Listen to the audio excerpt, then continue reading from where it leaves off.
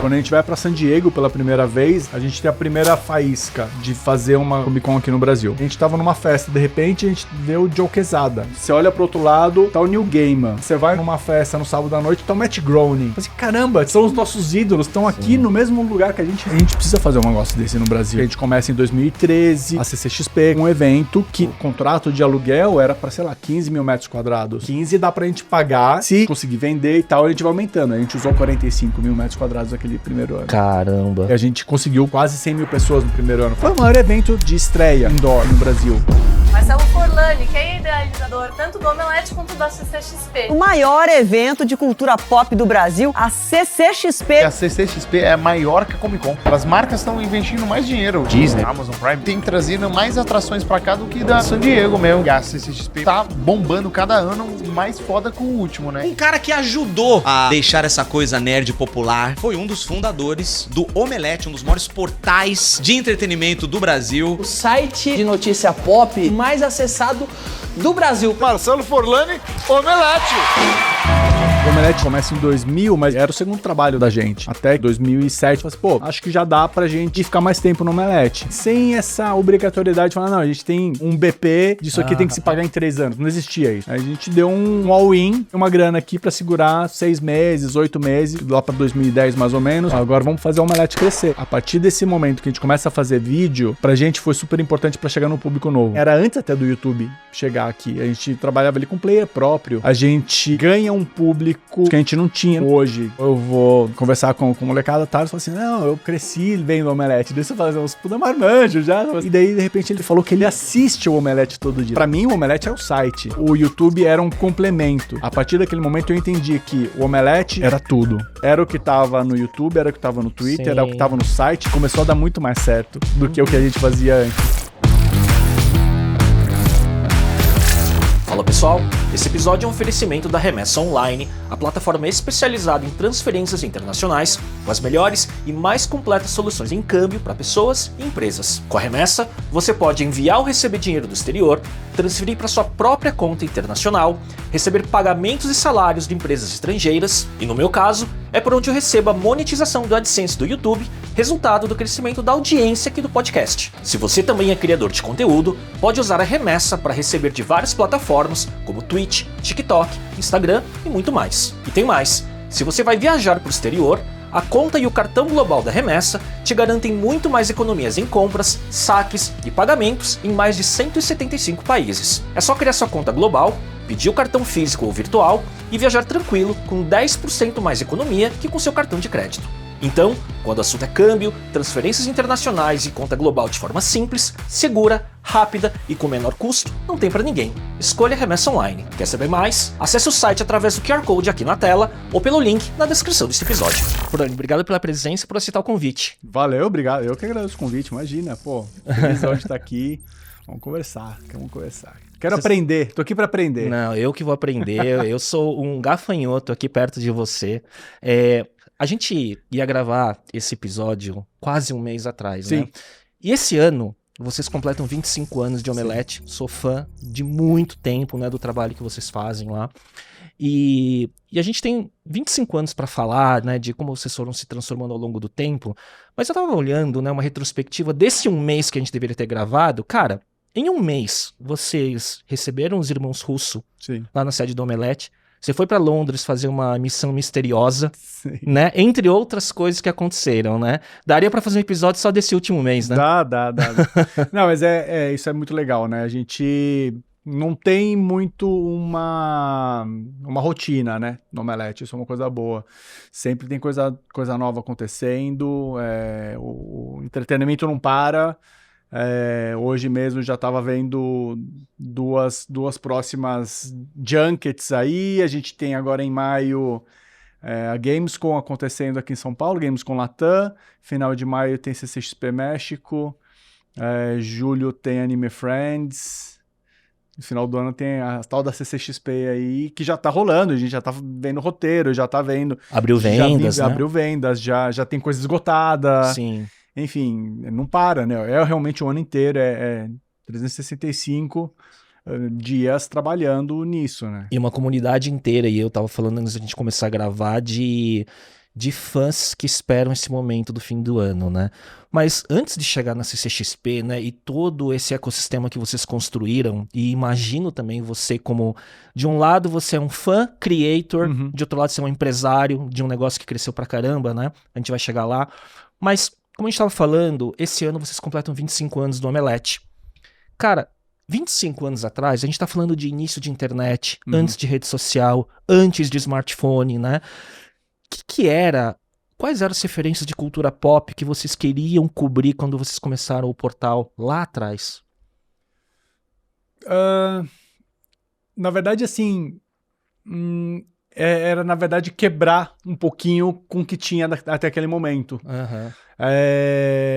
O Omelete, ele vem com uma linguagem diferente. A gente pegava, sabe aquela crítica que você lê e fala assim, tá, isso é bom ou é ruim? Eu não sei, não entendi. Se esse filme é legal ou não é, se essa série é legal ou não é. Qual a opinião? Qual a opinião real? Tipo, a pessoa tá falando um monte de coisa lá, jogando um monte de informação, mas eu não entendi se isso é bom ou é ruim. Então, a ideia era justamente quebrar com isso, é trazer um lugar para conversar. Muito antes de ter comentários na internet, não sei o quê, a gente já queria conversar com as pessoas, a gente queria já ser um espaço de conversa. Queria ser um lugar. Não, fãs a gente já era, exatamente. Então a gente queria ter ali um espaço. Todas as reuniões de pauta que a gente fazia, que não era reunião de pauta, era troca de e-mail, né? Era um grupo, Yahoo Groups da vida.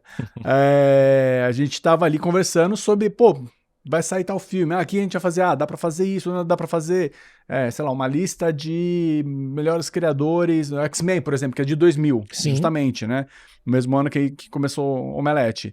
Vamos pegar quais os principais personagens dos X-Men, quais os principais criadores dos X-Men, quais as principais sagas que os X-Men já passaram, e daí por diante. Tipo, a gente ia justamente na conversa nossa ali, vendo o que era legal, o que outras pessoas que gostavam daquele assunto queriam fazer, queriam falar, que não tinha espaço para escrever naquilo. E a partir disso a gente ia criando. Então, assim, a gente não tinha muito um norte de, vamos fazer igual tal coisa. A gente queria justamente quebrar com isso, ser um lugar que conversasse. Tipo, era colocar um smiley no final de uma crítica, sabe? Tipo uma piscadinha, um sorriso, deixar uma pergunta pro final. Por que não? Entendeu? Tipo, não se encerra ali. Eu acho que uma crítica, por exemplo, ela não tem que esgotar todos os assuntos. É difícil você esgotar todos os assuntos. Sim. A gente vai ficar falando aqui um tempão, a gente não vai encerrar os assuntos. E cada um tem uma opinião, né? A experiência, a bagagem de cada um, né? Então, acho que a ideia era muito essa, assim, de realmente ser um espaço para conversar. No começo, já havia logo de largada, vocês pensavam comercialmente? Ou era só muito mais sobre produzir conteúdo e vamos ver o que vai dar? Sim e não, né? A gente começa em 2000, mas a gente já tinha uma vida prévia. Eu trabalhava com internet desde 96. Pierre e Renato, né, os sócios, mesma coisa. Sim, antes disso até, com agência, com a Tribal e tudo mais. Então, quer dizer, a gente sabia que tinha dinheiro na internet. Mas a gente estava começando o Omelete justamente depois do boom. Depois que já tinha estourado a bolha. Sim. Então a gente brinca até que tipo, a gente não ficou rico com a internet, mas também a gente não quebrou. Sim. Porque a gente começa justamente depois como um investimento nosso ali para fazer o negócio que a gente queria fazer. Sem essa obrigatoriedade de falar, não, a gente tem um BP disso aqui tem que se pagar em 3 anos. Não existia isso. A paixão pelos temas guiaram esse primeiro momento, né? Com certeza, né? Até porque, assim, dos sócios iniciais ali, tipo, era o segundo sócio, o segundo trabalho de todo mundo, entendeu? Era realmente um hobby que a gente tinha. Era de fazer uma coisa que a gente gostava, principalmente isso, né? Tipo, que a gente tava voltando pro lance do fã, que você tava falando. A gente queria fazer uma coisa que a gente se divertisse. Não só a gente, mas todos os colaboradores nossos que estavam espalhados pelo Brasil inteiro, sabe? A gente tinha gente, cara, de Porto Alegre a, sei lá, Salvador, entendeu? Escrevendo pra gente. E esse foi o segredo, acho que, da formação dessa fase inicial da comunidade desde cedo, né? Porque a palavra fala comunidade hoje, né, em torno É. de conteúdo e creators é muito fácil, mas naquela época, né, dentro de um nicho, porque eu não sei se cultura pop naquela época era tão mainstream, Não era. né? Imagina, Era coisa de outro. nerd. Exato. Tipo, era coisa de Hoje é geek, era ok mal falar. visto. Exato. Exato. Né? Você sabe que eu fiz um teste hoje? Eu falei, puxa, eu vou conversar com o Forlani. Eu vou fazer um teste. Eu peguei o Wayback Machine pra ver fotografia de internet no passado. Ai, ai. E eu falei, vamos ver 20 anos atrás, exatamente 20 anos atrás a partir de agora. E aí eu printei, né, o que veio, já tinha lá, acho que o mais próximo de 20 anos atrás era fevereiro de 2005. Então é 20 anos, né? E aí eu tenho aqui a tela que veio do Wayback Machine, ó, dia 3 de fevereiro de 2005. Tá, beleza. Aí eu vi aqui o que veio da Home, mas uma coisa me chamou a atenção. Lá do lado esquerdo tem aquela coluninha Hot, né? E aí ampliando... O TT, é o Trending Topics nosso ali, antes de Twitter ainda, eu acho, né? Acho que não tinha nem Twitter ainda, né? Twitter é de 2007. 7? 2007, 6 para 7. Aí quando a gente amplia aquela coluna Hot, olha que curioso, e te juro que foi por acaso, tá? Olha o que aparece. Quarteto Fantástico e Superman no print do site 20 anos atrás. Podemos ir além, né? Ó, Star Wars tá com Andor estreando agora, X-Men volta agora pro MCU. já tá aí, O Senhor dos Anéis tem série, tem o filme Sim. do Gollum Sim. que tá sendo feito.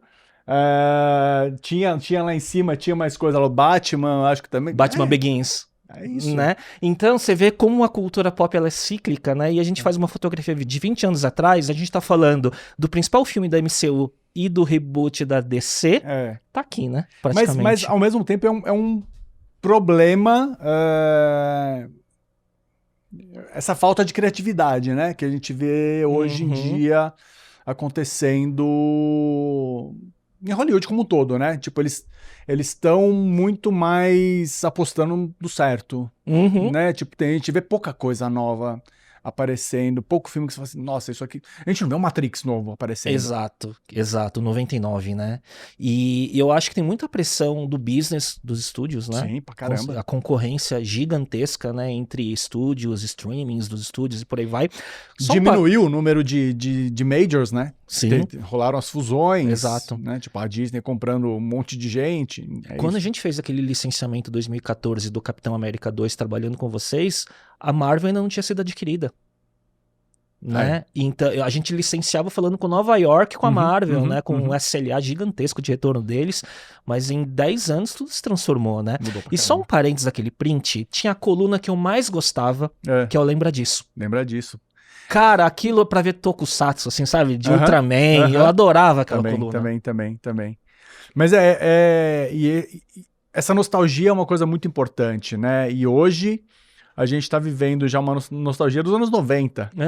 Que pra gente, cara, a gente louco, era adulto. Né?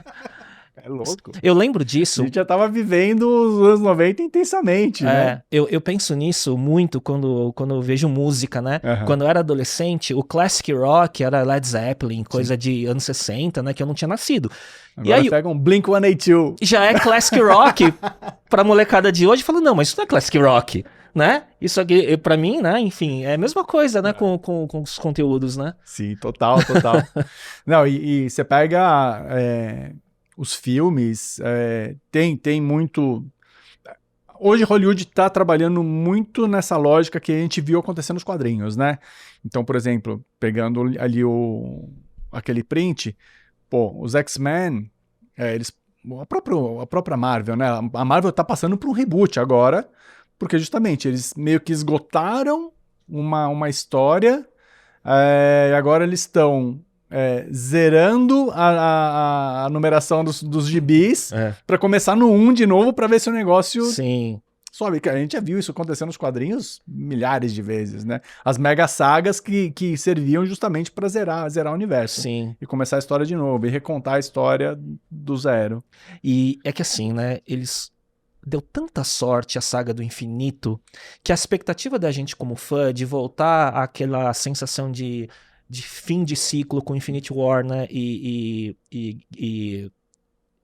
e Ultimato. Ultimato, sim. Cara, aquela sensação de estádio no cinema, a gente quer voltar a ter aquela sensação e vamos ver se vai vir agora, né? Então, eu brinco um pouquinho com isso, assim, que depois de Ultimato, principalmente, né, as pessoas falam, não, a Marvel morreu, a Marvel não é mais a mesma, mas as pessoas justamente esquecem que foi toda uma construção, né, tipo,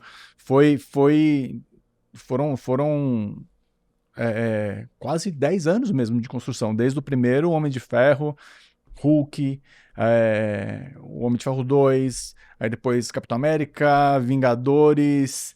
Primeiro Vingadores já era sensacional. Tipo, você vê aquilo ali junto, era uma coisa que a gente não pensava. E como a gente não tinha referência, era novo pra gente. Era novo. Né, essa construção de universo. Vamos lembrar, o Homem de Ferro era um personagem terceiro escalão da Marvel, né? Não era o que é hoje com Robert Downey Jr. Então a gente esquece de tudo isso que foi feito entre erros e acertos também, né? Tipo, tem muita coisa, tem muitos filmes ali no MCU que são questionáveis. Sim. O próprio o Vingadores, a Era de Ultron, eu não gosto. Thor 2. Thor, o primeiro, o segundo, o primeiro Capitão América eu não gosto. Uhum. Tem muita coisa ali que não dá pra você falar assim, nossa, isso aqui é maravilhoso, tudo que aconteceu é maravilhoso. Não é. O primeiro Hulk é com Edward Norton ainda, né? Edward Norton deu treta pra caramba, enfim. Inclusive se passa aqui no Rio um pedaço. E as pessoas esquecem que teve todo esse caminho pra gente chegar lá no Ultimato. E realmente ter aquela catarse. Tipo, é uma construção até você chegar no clímax. Cara, você chega no clímax, não adianta, gente. Tipo, com perdão da palavra, que o pessoal que tá assistindo, mas é igual sexo. Tipo, você vai chegar no cume, cara, né? Não tem outro patamar. Você chegou no ápice lá, o que vai acontecer depois? Você tem que começar de novo. Sim.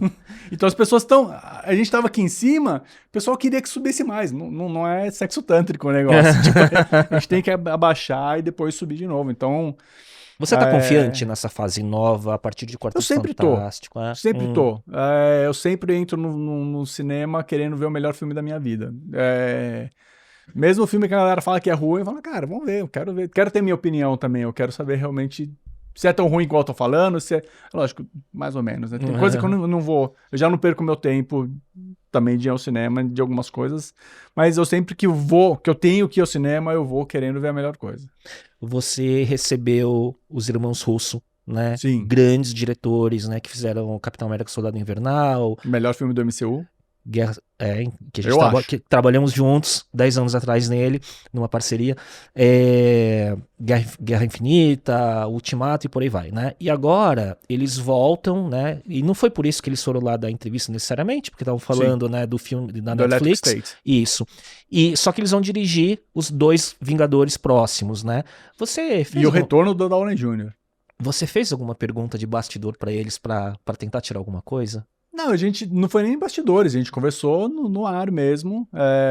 O que a gente falou com a câmera desligada foi mais ou menos aquilo lá mesmo. Tipo, eles convidaram a gente pra ir, vamos lá, vamos pra Londres acompanhar a filmagem e tal, vai ser super legal. Mas a gente conseguiu falar justamente de... E aí, quem que teve essa ideia de trazer o Downey Jr. de volta? Eles falaram, não, isso daí veio do Kevin Feige. Tal. Rendeu ali um pouquinho sobre isso, né? Embora isso não fosse o foco principal, a gente também tem o lado fã, que quer saber algumas coisas, né? Fã e torcida, né? Então foi super legal receber os dois lá no Omelete. O Anthony... É o Anthony que já tinha vindo pra cá? Acho que foi o Anthony que já tinha vindo pra cá. Eram pra vir os dois também, mas um deles ficou doente na época da CCXP, tal, veio só um deles.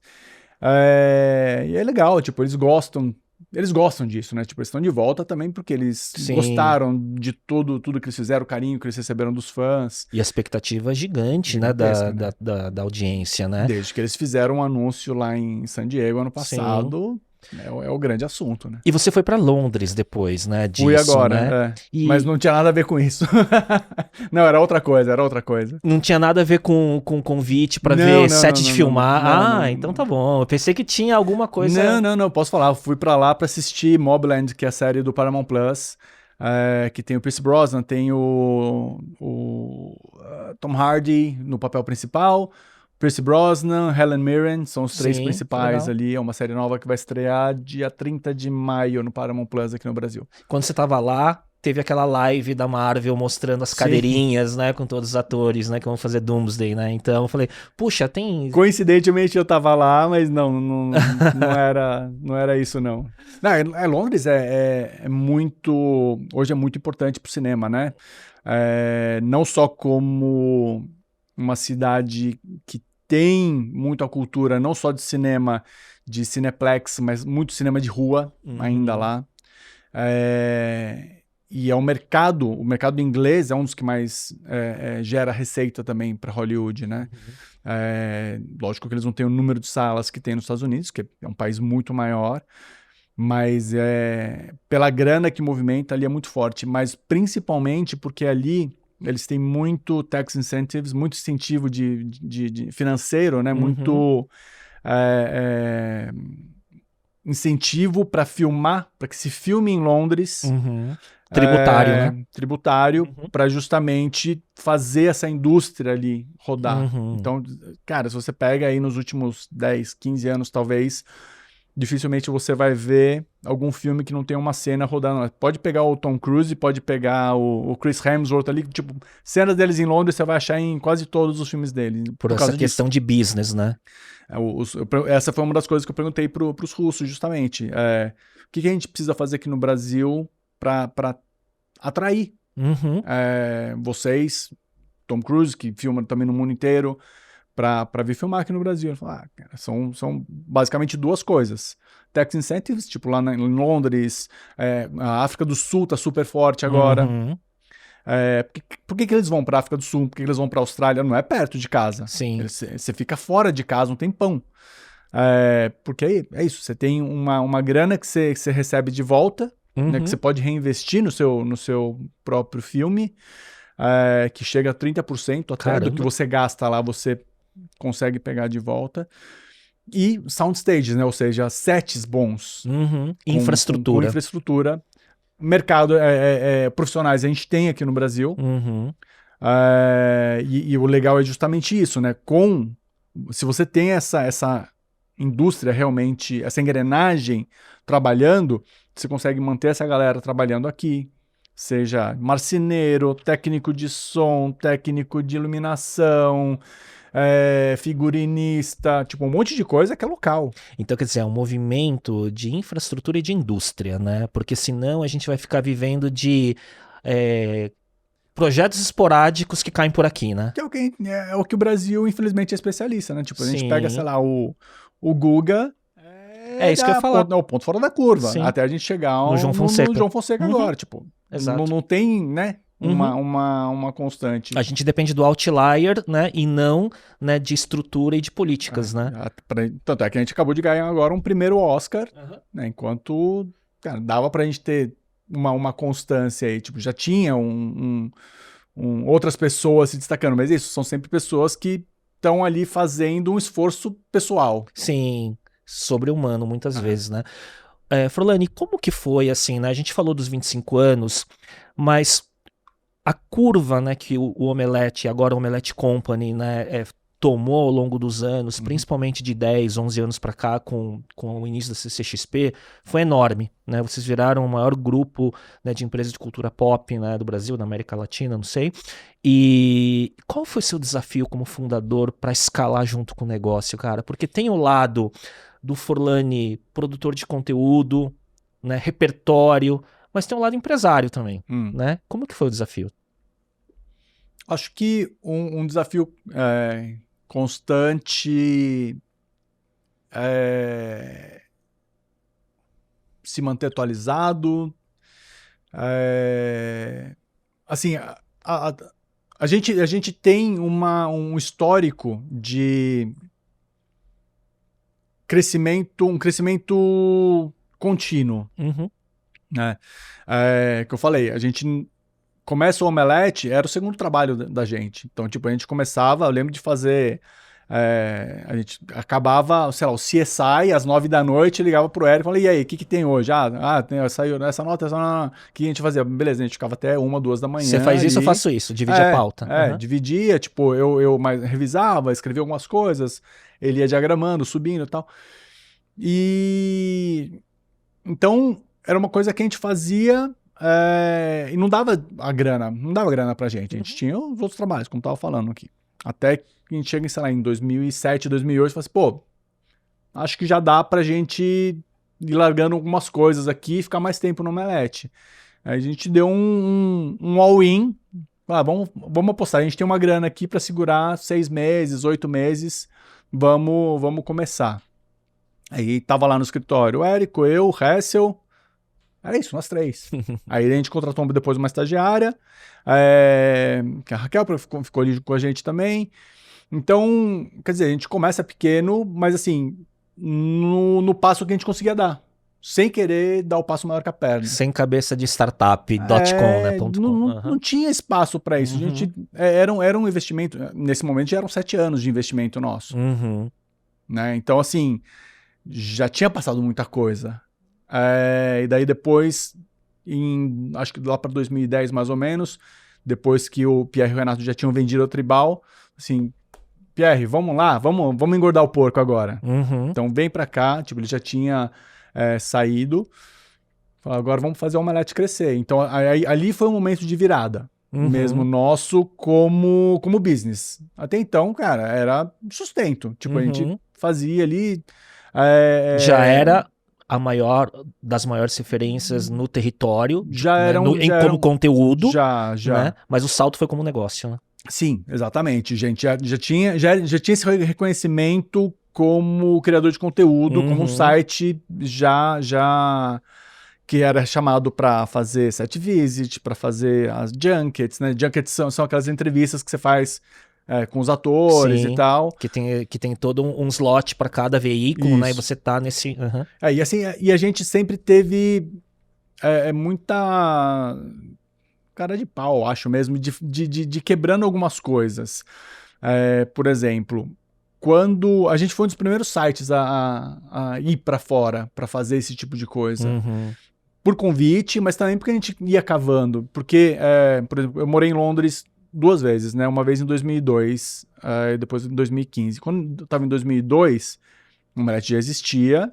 Eu fazia freelas também. Então, sei lá, escrevia para Folha, escrevia uma coisa para Sete, para Herói e tal. Mas isso ia abrindo portas.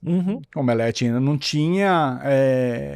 eu não ia conseguir uma coisa que, sei lá, com a Folha conseguia. Abrir uma porta ali, só que assim, eu pegava e aproveitava alguma coisa no Omelete também, pro Omelete. Sim. Então...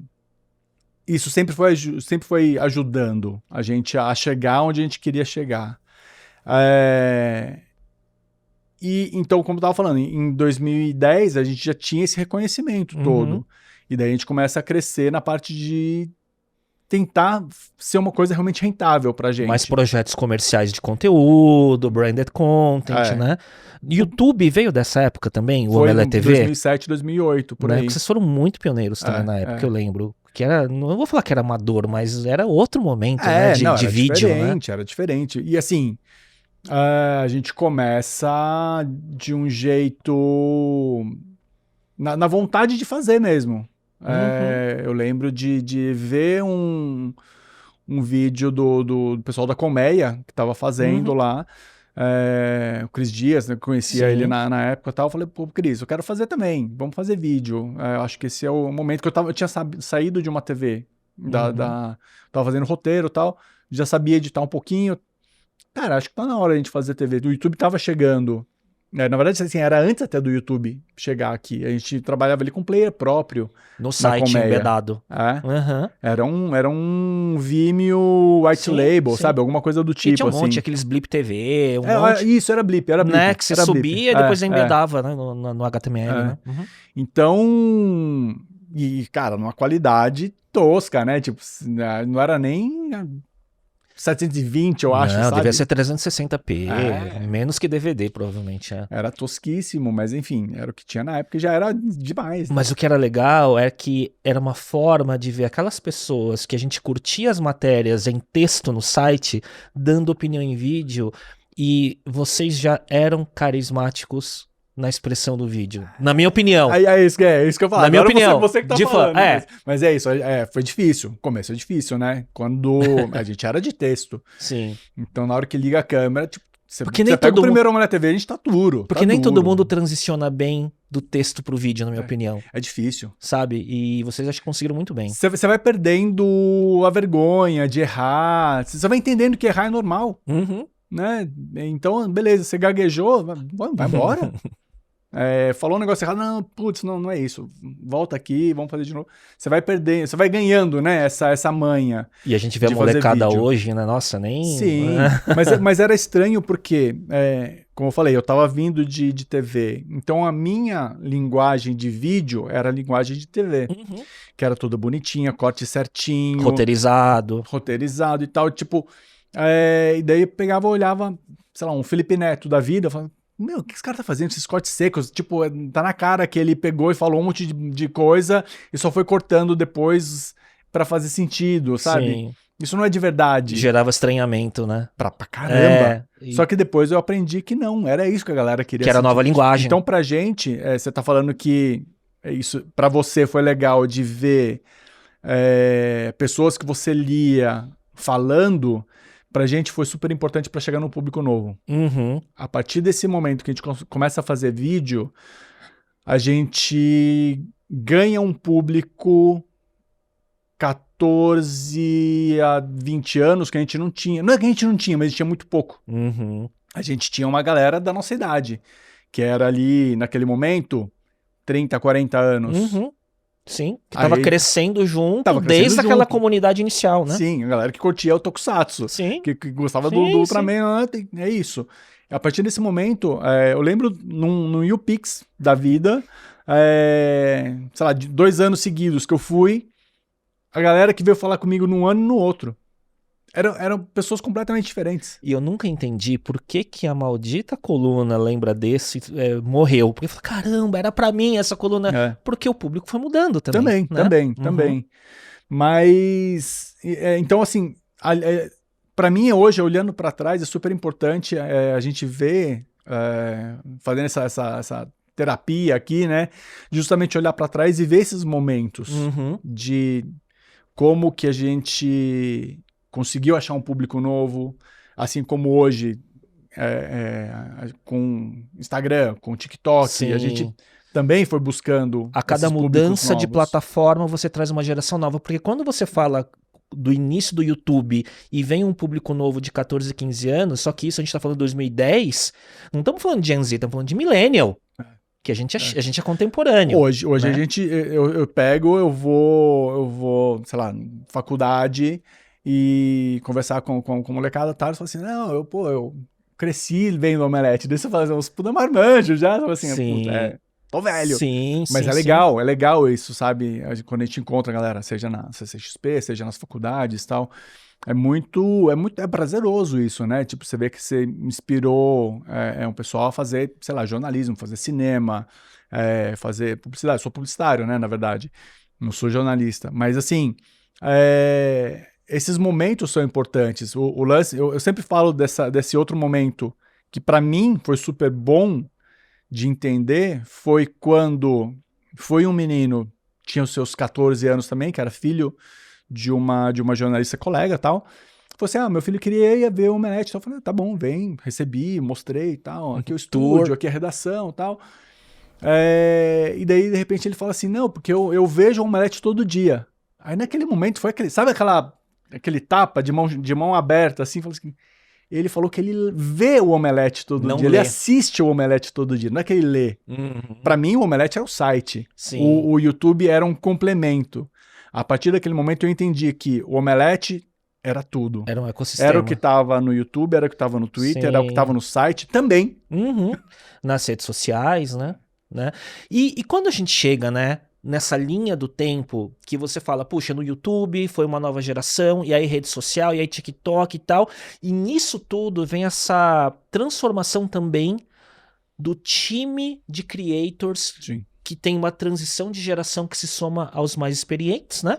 Você acha que isso é parte fundamental da conexão com o público mais jovem também? Com certeza. Por conta da linguagem. Então hoje vocês cobrem um universo, né, que vai de mim até a minha filha de 15, talvez, por conta dessa amplitude geracional dos apresentadores, né? Tem que ter isso. Também foi super importante. Como eu falei, eu tava trabalhando em TV. Eu tinha essa linguagem quadrada, careta do que era fazer vídeo. Aí vem, principalmente naquele momento, a Carol Moreira e o Thiago, Sim. que já eram pessoas que tinham um costume de assistir eles já eram youtubers nativos, eram mais nativos, digamos. isso. Sim. Então eles entendiam e sabiam fazer isso de um jeito diferente do nosso. E começou a dar muito mais certo do que o que a gente fazia antes. Também é um tapa na cara, tipo, deixa a molecada brincar. E essa geração foi a hora que deu um boom, né? No YouTube de vocês, né? Sim. Então... E ver que é de sobre tempos creators, mais creators do que a própria marca da plataforma, né? E nisso, assim, a gente se diferencia também por ter uma marca forte, tem um Omelete forte, a gente tem rostos conhecidos, que já era, né? Sim. O Hessel, o Érico e eu, que já Sim. éramos conhecidos, mas também dando Como espaço que saiu e voltou, né? pro Thiago, pra Carol, enfim, pro um monte de gente que passou por ali, a Aline, Sim. Karina, enfim, um monte de gente que passou por ali, que deixou também a sua marca, que aprendeu com a gente, que ensinou a gente um monte de coisa. E isso vai trazendo públicos novos, vai aumentando o mercado também. Uhum. Tipo, hoje, um monte essa galera tá toda espalhada por aí. Sim. O Thiago voltou agora, beleza, mas enfim, a galera continua construindo coisas novas. Todo né? mundo tem suas comunidades, suas pequenas ou grandes comunidades, né? É. E hoje, assim, né, a gente vê essa nova fase, inclusive, mais recente, né, com Giovana, com João Sim. e tudo mais, né, que Sim. também, que pegaram, né, cara, e que trazem uma identidade nova também, e que tem, cara, um olhar crítico muito afiado também, né? Sim, eles são novos. São A Gil sensacionais, tem 27, eu acho, o João tem 30 e Que não poucos. veio hoje. Era pra estar aqui, mas não conseguiu, ficou gravando lá, tinha trabalho pra fazer. A gente volta aqui depois com a Gil, que ela Sim. queria muito vir, ela ficou super feliz com o convite, mas enfim, infelizmente não deu certo. E a Gil é ótima, assim como o João, tipo, os dois falam muito bem, tem bagagens completamente diferentes da nossa, mas tem esse interesse também, tanto de entender das coisas que a gente assistiu, porque a gente estava vivo já naquela época, eles não. Até entender também como que funciona o mercado, né? Tipo, então a gente está também o tempo todo trocando. E eu aprendendo com eles sobre, sei lá, Percy Jackson, que a Gil adora, sobre... o João sabe coisa pra caramba de Star Wars. Eu gosto de Star Wars, mas o que ele sabe é impressionante, entendeu? Ele é uma enciclopédia. Sim. É uma Por isso Wikipedia. que é João Jedi, né? Então, é muito legal essa troca. Eu me sinto sempre muito feliz com essa troca que a gente tem com outras pessoas que vão chegando. E a gente tem realmente um ambiente ali dentro que propicia isso. Uhum. Cultura. Cultura da empresa, sim, com certeza. Uhum. Eu tava pensando até um pouquinho nisso, né? A gente tem uma cultura de ter as pessoas por bastante tempo dentro da empresa, em geral. Lógico que tem as exceções, mas em geral a gente tem... a galera entra ali e fica bastante tempo no Omelete. E não só o pessoal que aparece na frente da câmera, né? Tipo, é o pessoal que fica só no site, é o pessoal que tá fazendo, por exemplo, o Igor, que é programador nosso, ele vai fazer 10 anos já. A gente tem o Cláudio, que é financeiro, ele tá 15. Quer dizer, isso tudo é quem, né, os que estão por trás das câmeras, né? Então, porque eu vejo muito isso, eu vejo nesses 25 anos, eu vejo ondas e gerações que passaram, né? A geração dos fundadores, a geração intermediária que cresceu, né? E alguns foram para voar por outros canais.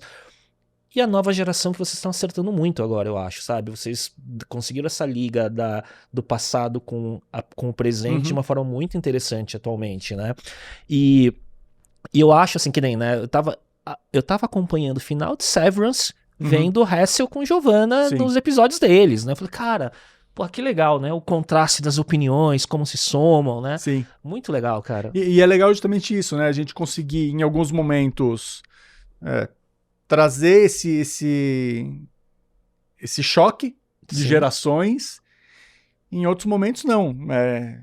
Sei lá, a gente tava fazendo uma reunião de pauta hoje, falando assim, não, isso daqui vai ser os velhos, vai ser o Hassel e o Forlani. Beleza, vamos aí. Tem coisa que pede, né? E a gente também entender... Tem decisão estratégica de quem vai duplar ou solar, né? Muito legal. E hoje, você acha que tudo isso traz também, assim como o mundo, né, da internet, das redes sociais e o mundo que a gente vive, que tem polarização pra tudo, vocês sentem essa questão da polarização da cultura pop também? Sim, pra caramba. A gente viveu e vive isso, né? Muito principalmente falando só de cultura pop mesmo, sem entrar no lado político. Tipo, gente que acha que ou você gosta de Marvel ou gosta de DC. Essa é uma pergunta que eu escuto, cara, 9 a cada 10 podcasts que eu vou. Um é excludente do outro, né? Não aparentemente, exatamente, né? Cara. Tipo, ou você é Marvete, né? Ou... eu cresci lendo Homem-Aranha e Batman. Por que eu não preciso escolher Marvel ou DC? Eu gosto dos dois universos. Ou você é cachista ou você é sonista. Né? Tipo, não, você não pode gostar de Xbox, de Nintendo e de Sony, Star de PlayStation Wars, ao mesmo Star tempo. Trek, Star né? Wars, Star Trek, tipo, gente, não, uma coisa você não tem que excluir, e principalmente nessa área que é de cultura pop, que é de entretenimento, onde justamente é diversão. Sabe, por que eu não posso gostar de Star Wars e curtir pra caramba Star Trek? Sim. Que eu acho maravilhoso, tipo, ele tem muitas lições ali diferentes. Sim. Tipo, eles ensinam coisas diferentes. Por que eu preciso escolher isso? Enfim, isso sempre me deixa meio grilado, mas enfim, é um pouco esse momento que a gente está vivendo mesmo, né? Mas falando da parte política da questão, também tem, né? Isso sim, tem muito... É o nerd de direita, é o nerd de esquerda, que também... Cara, para mim não faz sentido. Eu acho que você excluir... Mas o problema maior que a gente tem hoje é que justamente essa bipolarização vem de um canto de que é só 0 e 1. Você não tem mais conversa. Você não tem... Vamos conversar para eu entender por que você gosta disso, por que a sua posição é essa e a minha é a outra. Por que a gente não pode mais discutir numa boa, conversar? Tudo tem que ir pro extremo. E vocês, como criadores, têm que estar muito blindados, de certa forma, porque tem hora que enche o saco, né? Tem pra caramba. Né? Até por questão de saúde mental, né? Tem hora que eu vejo muito creator falando, tem hora que você não pode olhar comentário, porque senão você não produz, né? E é meio por aí também, né? Sim. Não, tem a piada que um monte de gente chama a gente de omelete, né? Por causa disso. Mas é isso, é saber realmente... A gente sabe o que a gente acredita. A gente acredita num mundo onde todo mundo pode ser o que quer ser. A CCXP é isso. Exato. É um lugar onde a gente pode receber, cara, pessoas que gostam de Star Trek ou Star Wars, ou dos dois, que gostam de Marvel ou de DC, ou dos dois, que gostam de Pokémon e gostam de Naruto, que gostam de Ultraman e de National Kido. Somos nós. E beleza, sabe? Não tem que querer separar. Acho que essa é uma das graças da CCXP, justamente. A alegria da pessoa mostrar para mais gente o que ela gosta. Sim. Uma coisa que ela gosta. Sem dúvida. E eu falo isso, né? A gente estava falando antes de começar a gravar, esse momento CCXP, culturalmente, para muita gente, eu me incluo nessa, minha família também, desse momento onde parece que a tua expressão, né, dos conteúdos, das suas preferências se manifestam no seu auge naquele momento do final do ano, no começo de dezembro, né? Então ele vira parte do calendário de muita gente hoje, né? Aquele momento que independe de qual estúdio está presente, de qual conteúdo, a comunidade parece que transcendeu, né, o conteúdo específico que você traz a cada edição, né? Até porque tem muitas CCXPs acontecendo ali dentro, né? A que eu vivo é diferente da sua. Sim. Que é diferente do cosplayer. Que ele mal consegue sair da frente do Cosplay Universe ali, onde ele se trocou e fica ali porque a galera fica tirando foto dele o tempo todo. Exato, são vários mundos. Então, assim, você tem muitas coisas diferentes. O que os meus filhos vivem é completamente diferente. Eu falo assim, a gente foi lá no stand não sei do que e viu isso e isso. Eu falei, tinha isso? Eu nem vi. O que o executivo de marca tá vendo é outra coisa. É outra coisa, né? sim. Sob o viés do business, né? Então, eu acho curioso isso, né? Então, são muitas CCXPs acontecendo ali, paralelas, mas eu acho que o mais legal é a alegria no rosto das pessoas. Sim. Sejam elas da onde forem, com o background cultural, social que elas tiverem, estão ali curtindo alguma coisa. Vão achar alguma coisa para curtir. Sim. Eu acho que isso que dá energia pra gente continuar fazendo.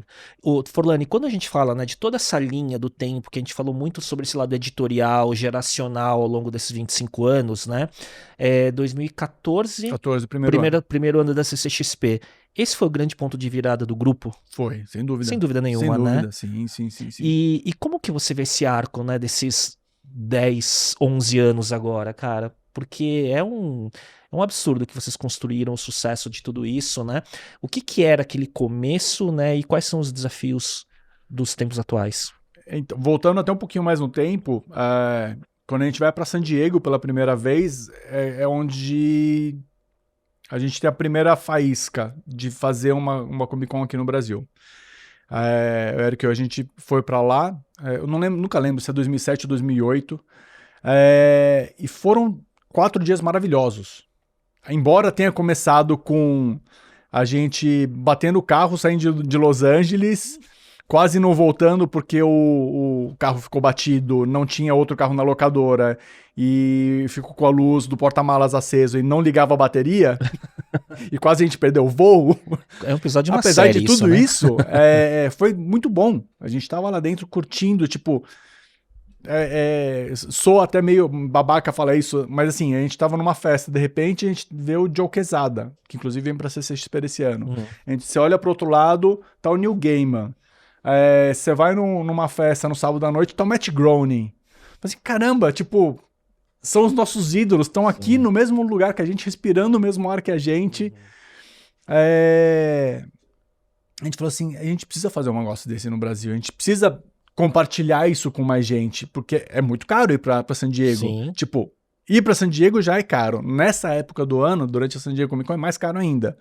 Os hotéis lá ficam, as diárias, tipo, $500. E nessa época, que você falou, mais ou menos 2006, 2008, era também início de SXSW, então era um movimento cultural de inovação e cultura pop nos Estados Unidos gigante. É que hoje popularizou tudo, né? Mas naquela época não era acessível, era pra pouca gente, muito fã mesmo, né? Então, assim, a gente volta com aquela... perdão do clichê aqui, a pulguinha atrás da orelha ali, tipo, vamos fazer uma Comic Con aqui no Brasil. A gente começa a bater em algumas portas, recebendo alguns, vamos ver, me liga, tal. A gente faz não era nem um business plan, tipo, a gente fez uma ideia, um cheiro do que é fazer um evento desse tamanho, que a gente não sabia. A gente viu aquele tanto de zero na planilha, falou assim, não é pra gente ainda. Mas ficou com a ideia. Sim. Quando o Pierre vem para trabalhar com a gente a parte business, ele vem justamente num momento em que Google Ads, Facebook Ads estavam dominando e estavam destruindo o CPM. Né? A gente vivia receita de publicidade, sim. Ou algumas esporádicas, uma home especial aqui, alguma outra coisa ali. Um projeto de conteúdos, né, de marca, por aí. Mas muito pouco. E de repente o nosso CPM caía de, sei lá, 40, 20, na época, eu nem lembro quanto que era, para centavos de dólar. Então, quer dizer, o site a médio e longo prazo, ele já era inviável. Então ele vem justamente com essa ideia de A gente precisa sim reformar e melhorar a parte comercial para buscar novas coisas para vender dentro do Omelete, mas também de buscar novas formas de pegar esse público que a gente tem, essa comunidade que a gente tem e trabalhar junto com ela, né? Então vem a loja Mundo Geek, e depois vem a própria Omelete Box. Nossa, eu lembro, naquela sede que era o castelinho de vocês, era lá embaixo, Sim, né? sim. Eu fui lá. E aí vem a CCXP, que a gente começa em 2013. Na verdade, não, todo o planejamento. Foi mais de um ano de planejamento, né? Tipo, não é que começou em 2014 para o público final, Sim. né? A gente começa a trabalhar nela em 2013 ainda, sei lá, fevereiro, março de 2013, uma coisa assim. Para chegar em dezembro com um evento que nasceu, o nosso primeiro contrato de aluguel era para, sei lá, 15 mil metros quadrados. Na Expo Imigrantes. Na Expo Imigrantes, sem assim, aquele estacionamento ainda, era terra, não era? Era nada. Era. Eles estavam reformando ali, eles tinham acabado de ganhar a concessão, estavam iniciando a reforma ali, e eles tinham de teto ali 45 mil metros quadrados, se eu não me engano. A gente fez um aluguel de 15, eu falei assim, 15 dá pra gente pagar, e daí se a gente conseguir vender e tal, a gente vai aumentando. A gente usou 45 mil metros quadrados naquele primeiro ano. Caramba. Já teve várias extensões de contrato já pro primeiro. Já pro primeiro ano. Então, a gente conseguiu quase 100 mil pessoas no primeiro ano. Foram 97, eu acho, 97, 98 mil pessoas no primeiro ano. O que era impensável, né? Foi o maior evento de estreia indoor aqui no Brasil. E foi crescendo a partir daquilo e com uma dificuldade extra, porque não pode ser fácil, né? Então vamos colocar uma coisinha a mais aqui. Como você trouxe muito bem, o São Paulo Expo estava mudando. Então, 14, 15, 16 foram 3 pavilhões diferentes. Então a planta mudou de 14 para 15 para 16. A gente só teve alguma coisa fixa mesmo a partir de 16. Que a gente estava já com o pavilhão inteiro montado como então vocês tiveram que reprojetar a cada ano. Tudo. Onde vai ficar fila, quais são os banheiros que a gente pode usar, onde que vai ficar o palco, tudo. E crescendo, né? E crescendo. Graças a Deus.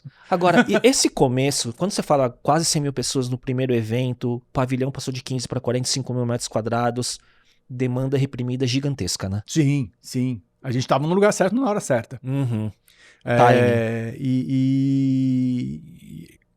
Isso é importantíssimo, né? Eu acho que para quem quer empreender, cara, não adianta, a sorte tem que estar junto. Eu vou falar pela enésima vez aqui no podcast, quando falo com grandes empreendedores, inovação e tudo mais, tem um TED Talk de um cara, né, que chama Bill Gross, que ele é fundador de uma incubadora de startups nos Estados Unidos, chama Idea Lab. Ele incubou mais de 150 startups. Daí, depois de um tempo, ele tabulou os elementos de sucesso para ver quais eram os pesos de cada um no sucesso da maior parte das empresas que deram certo, né? Então ele pegou equipe, funding, execução, cultura e timing. Timing era o primeiro item no sucesso da maioria. Claro, timing com time e execução. Sim. E funding acho que era quarto, se não me engano, né? Então é bem isso, né? Se você chega antes da hora, não você adianta. Morre por ser inovador demais. Depois, né, hoje, quando a gente se fosse começar agora, quando os estúdios descobriram Live Experience, né, seria tarde, né? Já tem, é isso, hoje a gente já tá no mercado, já. Sim. As pessoas já conhecem a gente.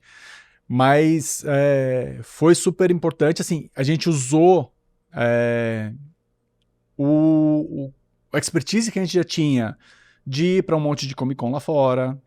Então, assim, não ter dado certo a gente fazer em 2008, quando a gente voltou e bateu nas portas pela primeira vez, foi super importante. Porque a gente foi aprendendo um monte de coisa. A gente foi até mesmo educando as pessoas, fazendo vídeos lá em San Diego e tudo mais, sobre o que era uma Comic Con. Você foi gerando demanda, né? A gente foi. Foi criando cultura e gerando demanda. Sem querer, assim. Sem querer, querendo, talvez. Fazendo, parafraseando. É Steve Jobs, né? Você olha pra trás e você conecta os pontos, mas lá você não tava pensando nisso. Não. Né? Ali a gente tava criando conteúdo apenas. Mas, na verdade, isso, sim, a gente tava criando demanda. 11 anos depois, 2025, qual é o estado hoje do mercado? Quais são os desafios e o que vocês estão planejando para esse ano? Nossa, que difícil, né? Eu acho que uma das coisas que a CCXP trouxe de muito importante, que eu acho que a gente carrega, é que o mercado não é nosso. Tipo, a gente não faz a CCXP pra gente, Omelete. A gente faz pro mercado como um todo. Então, assim, desde o primeiro ano que a gente fez a CCXP, a gente queria produtos oficiais lá dentro licenciados. A gente não queria pirataria. A gente olhava outros... não é que a gente foi o primeiro evento a acontecer aqui no Brasil. Pelo contrário, já tinha um monte de evento acontecendo. Mas, assim, a gente, por exemplo, nesse ato de 2013 para 2014, a gente recebeu lá no Omelete um produtor japonês que estava aqui no Brasil e tal, e foi lá conversar com a gente e tal, e ele falou assim, pô, eu fui na Liberdade, fui olhar o que tinha de produto meu nas lojas e tal, e só tinha pirataria. Como que a gente vai convencer um cara desses que a gente tem espaço para ele investir aqui dentro? Então, quer dizer, uma das coisas que a gente fez foi justamente só ter produto licenciado oficial dentro da CCXP. Tipo, Profissionalizar, né? É uma briga nossa para justamente melhorar o mercado como um todo. Né? Seja para os licenciantes, para os licenciados, para os fornecedores, para todo mundo. Isso é melhor. Então, essa é uma das coisas, né? Então, a gente faz realmente algo para todo mundo. Com a CCXP, poxa, os estúdios aqui hoje, eles têm os executivos daqui, eles têm entradas nas matrizes que eles não tinham antes. Eles falavam via escada, regionais, né? Exato, ia matricial. subindo, mas nunca chegava lá em cima. Sim. Hoje tem gente que consegue chegar lá em cima e falar com os vice-presidentes, enfim. Pela expressão que o evento tomou, que o evento né? ganhou. Então as subsidiárias locais ganharam peso. Muita exposição, justamente pelo sucesso que o evento trouxe com os atores vindo pra cá e voltando, falando, caramba, isso aqui é muito legal. E realmente é diferente. Sim. O público brasileiro é diferente, o público da CCXP é diferente. Eu falo isso sem medo de tá falando besteira, porque eu já fui em outros eventos, eu sei. Seja do South By, que eu fui esse ano pela primeira vez, seja em San Diego Comic Con, Nova York Comic Con, Londres, o público brasileiro da CCXP é diferente. Cara, e isso você vê, né? Desde palco Thunder, palco Omelete, circulando por todas as alas, né, do evento, E aquela coisa, né? São, sei lá, 300 mil pessoas, né? Em 4 dias e meio de evento, né? E praticamente zero incidente, todo mundo lá pra festejar, praticamente, né? Você sabe que tem uma anedota sobre isso, né? Quando a gente acabou o primeiro ano, teve aquela reunião final, tal. Debrief. O debrief depois, com o pessoal da GL. Pra acertar as contas, tal, quando que foi... Enfim, o Pierre estava lá e o pessoal da GL, os executivos, falaram, quem é esse público de vocês? Vocês colocaram 100 mil pessoas aqui, os danos que eles causaram, dano materiais pro venue, pro São Paulo Expo, acho que não dava 7 mil reais. Ele falou, eu faço evento B2B aqui, com 10 mil pessoas. Executivos, né? Que os caras... Tipo, você tem que pagar 20 mil reais de coisas que quebraram. Então. Sim. Quem é esse público de vocês? Eles já têm provisionado um percentual do público para danos, né? É isso. Quem é esse público? Sim. Tipo, é diferente. O público da CCXP é diferente, cara. É muito legal isso, sabe? Você vê que realmente todo mundo tá ali querendo bem. Sim. Acho que é um pouco isso, assim, sabe? Parece meio utópico isso, mas... E pra gente, né, que tem filhos, né? Levar os nossos filhos e a gente, naquela multidão, de certa forma... Claro, a gente sempre tá de olho, mas a gente sabe, né? Que tá safe, de certa forma. Eu brinco isso, assim, uma das coisas que para mim foram muito importantes, sabe? Na hora que eu me liguei. Uma delas, sim, no primeiro ano da CCXP, quando eu tava subindo, eu falei, caramba, realmente a gente tá fazendo isso. Quando eu entrei no pavilhão pela primeira vez, vi os stands subindo, eu falei, é real, né? é real. Existe, né? Tipo, até então era só desenho na planta ali e na tela, né? É real. E daí outra coisa foi justamente isso. Pais carregando filhos no colo ou no carrinho. Assim, justamente por ser pai, eu falo assim, eu não levo meu filho em qualquer lugar. Exato. Tipo, hoje eu levo o Theo Ellis no jogo do Corinthians, por exemplo, mas assim, com Não foi quando de bebê que eu levava os dois ali, porque era um ambiente hostil até um determinado momento. Hoje os dois já vão. A gente fala, lá na minha casa, né, a gente fala assim, a gente não deixa a nossa filha ir sozinha pro Lollapalooza, nem para um jogo de futebol, que é uma multidão similar, né, menor inclusive, mas na CCXP vai, né, enfim. A Liz veio me pedir essa semana pra ir sozinha, ela tá com 13 anos, com os amigos e amigas de metrô. Já não quer mais, tipo, pai, me deixa na esquina que tá bom. Sim, sim. É isso. Forlani, como que você se prepara, cara? A gente tava falando do business CCXP, né? Mas você, cara, você tá lá comandando o palco, você tá nos bastidores com os talentos, né? Como que é a rotina de preparação para aquele momento que você tem que estar atendendo tantas agendas durante o evento? Bom, acho que a primeira coisa a falar é que não tô sozinho, né? Sim, tem um monte de gente junto, tem uma equipe toda trabalhando, né? Fazendo roteiro, fazendo a conversa justamente com os estúdios para chegar, dar tudo certo ali. Mas a minha preparação, assim, não tem uma coisa especial, eu acho. É uma soma desses 25 anos de Omelete. É o repertório, né? Eu acho que é um pouco disso, é essa experiência. Tá em cima do palco é uma coisa diferente.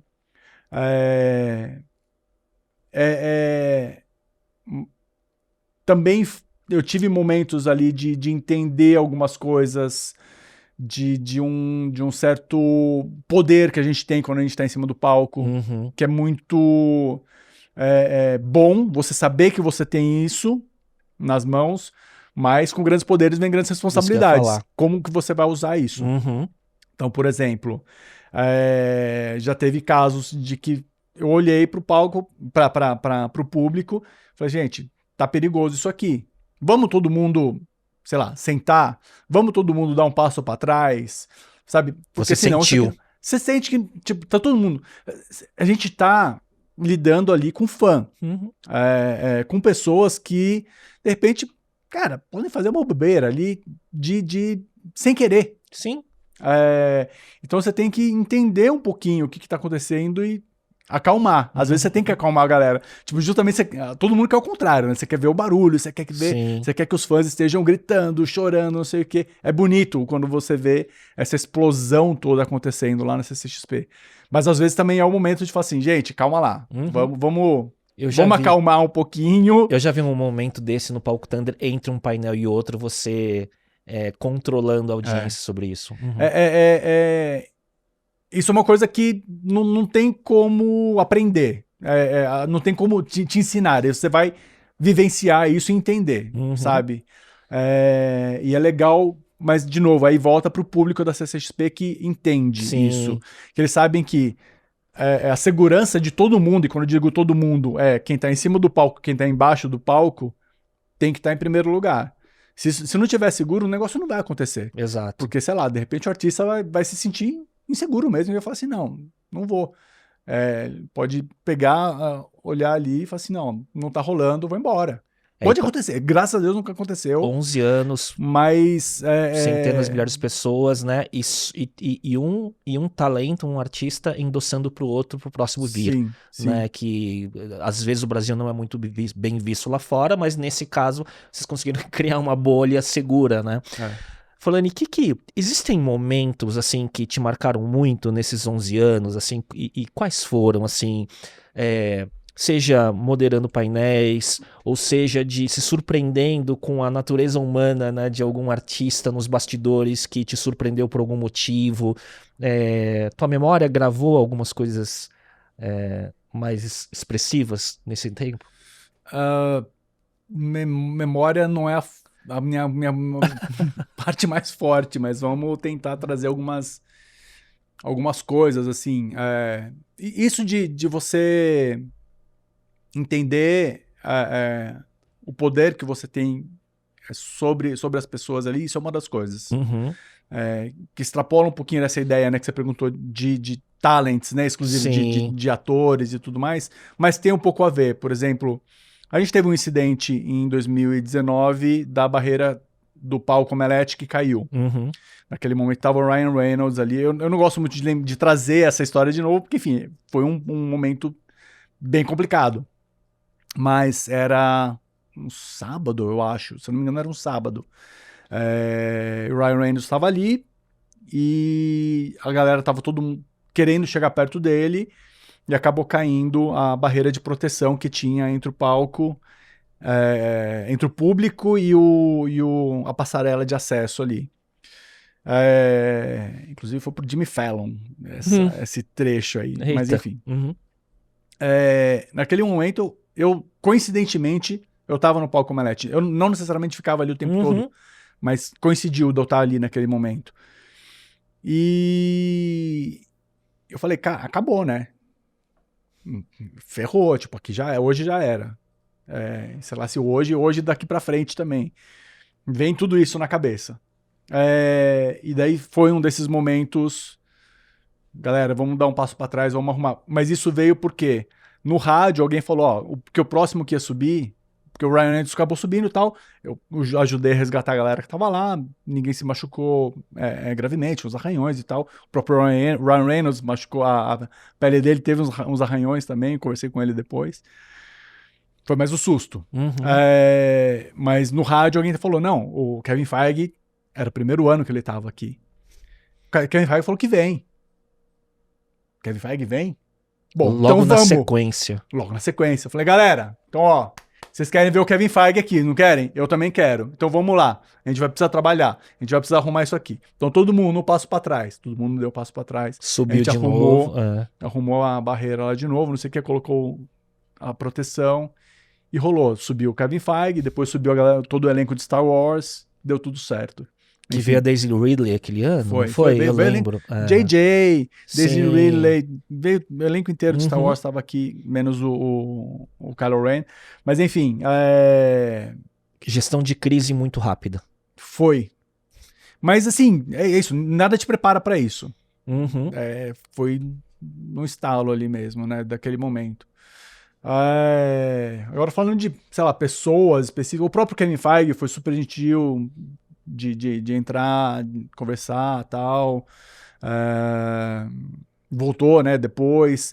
Teve uma surpresa boa. A Evangeline Lilly, ela voltou em 2022. Ela tinha vindo em 14 ou 15, se eu não me engano. Não, 15 ou 16. Ela voltou em 22. E na hora que ela apresentei e tal, ela subiu no palco, ela olhou pra mim e falou assim, você por aqui, e tal, me deu um abraço. Eu falei, caralho, tipo, como assim? Ela me conhece? Sabe? Sim. Tipo, lembrou, né? Uhum. Foi super legal, eu fiquei feliz, né, naquele momento. Eu acho que ano passado com Wagner Moura foi muito legal. 2022 com o Fernando Meirelles, com todo o elenco de Cidade de Deus, foi muito legal. O cinema brasileiro, pra mim, são os momentos, eu acho que eu guardo com mais carinho. Esses momentos, tipo, Wagner, Alice, Braga, o elenco de Cidade de Deus, Fernando Meirelles, porque é mais próximo nosso. Teve Auto do da Compadecida, com o Isso. Celton e com o Matheus e todo o elenco de Auto da Compadecida. Porque eu acho que Hollywood ainda tem essa distância.